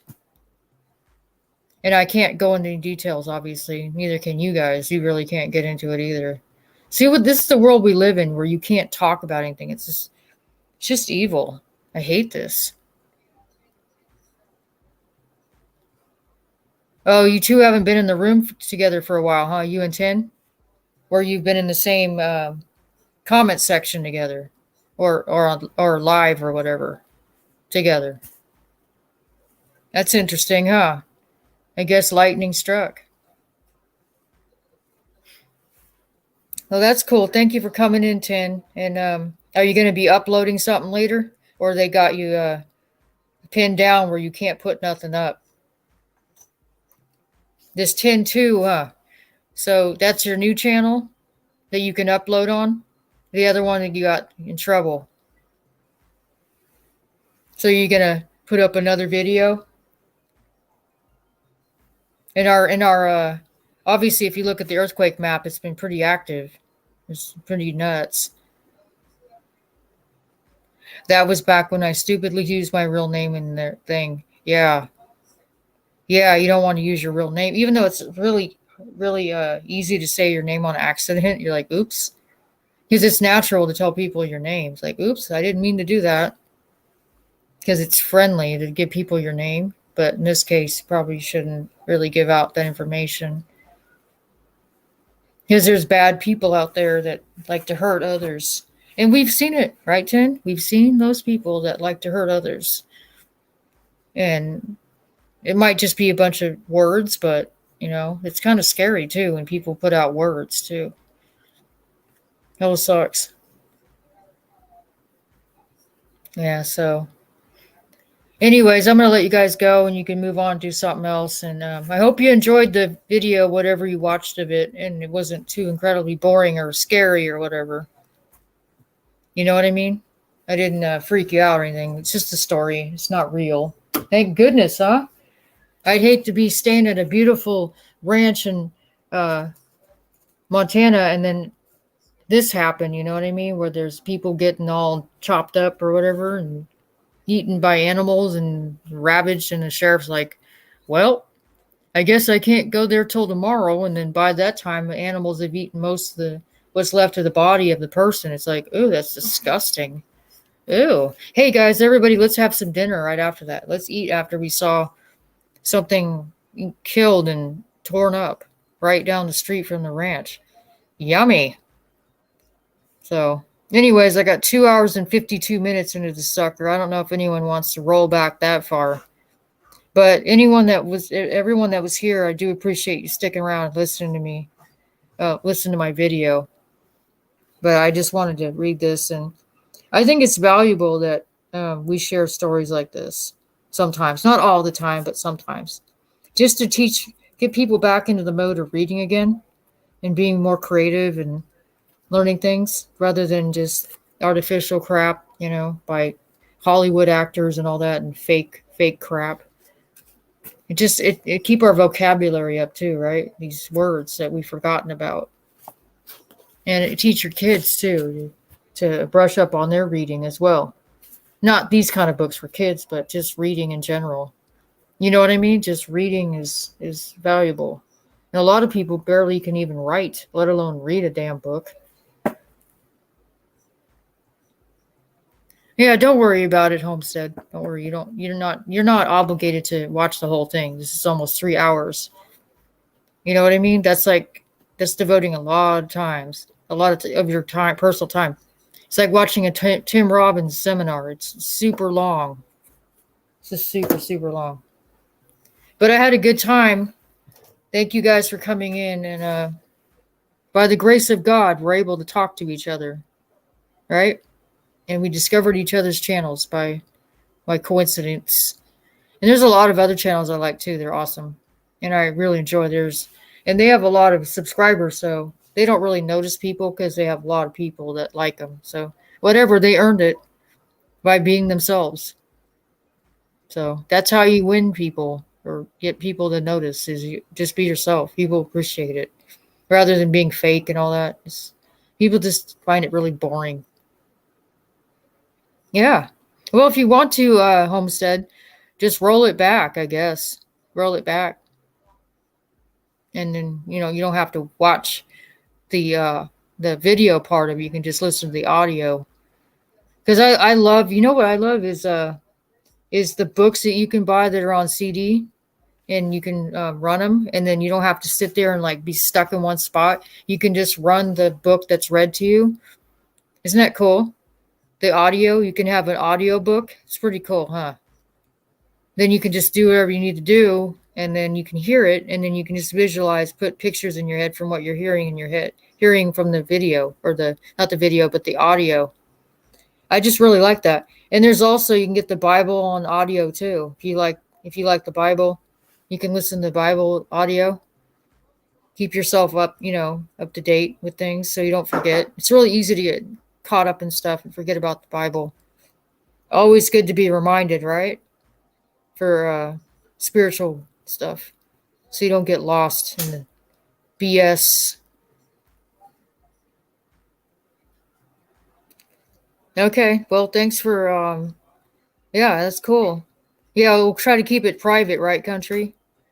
We don't want to really broadcast our personal information on here, because there's some bad players out there that they're not good people. They don't want to connect with people. They just want to hurt other people. They're just evil. That's why, whatever I put on my live stream here, I said inappropriate comments won't be shown. Like if someone writes something really disgusting or whatever, it'll be invisible. And sometimes there's some evil people that'll do that. They'll put disgusting stuff up, and it's like, why are you doing this? It's like, just go off. You don't need to watch this. If you don't like it, don't write your nasty comments. Just go somewhere else. Why do you waste your time? So you know what I mean? It's like, make your own channel. If you hate my guts, just make your own damn channel. Get your own followers. Why worry about mine? I have my own network of people. It's a small village. And it's fine with me, because then I can read my damn books. I mean, my darn books. Because I got a whole damn collection here. I got over 25 books here that I haven't read yet. That's the beauty of it. I haven't read them yet. And it's more fun if I read them to you guys, because you guys get more out of it than just sitting there being stuck with this paper book and you can't get your chores done, right? So you know what I mean? So anyways, I'm going to let you guys go so you can move on and do something else. It's already 10 o'clock here in California. So thank you guys for coming in. Appreciate the views. Thanks for watching, okay? Take care, everybody. And thank you, Homesteading, for your thoughts. It's really sweet what you said about helping out others and teaching your son the same thing. That's really cool. I love that. It's very charitable. Jesus loves that. It's selfless. So anyways, appreciate the views. Thanks for watching. Thank you for coming in, Tin and Country and Josie in the Orville Dam spillway. And then I don't know who else was here. It might have been just random. Other people might have come in for a second. So appreciate the views, everybody. Thanks for watching, and I might read the rest of this tomorrow or the next day if you guys are interested. If not, we'll just move on to something else. All right, bye-bye, everybody.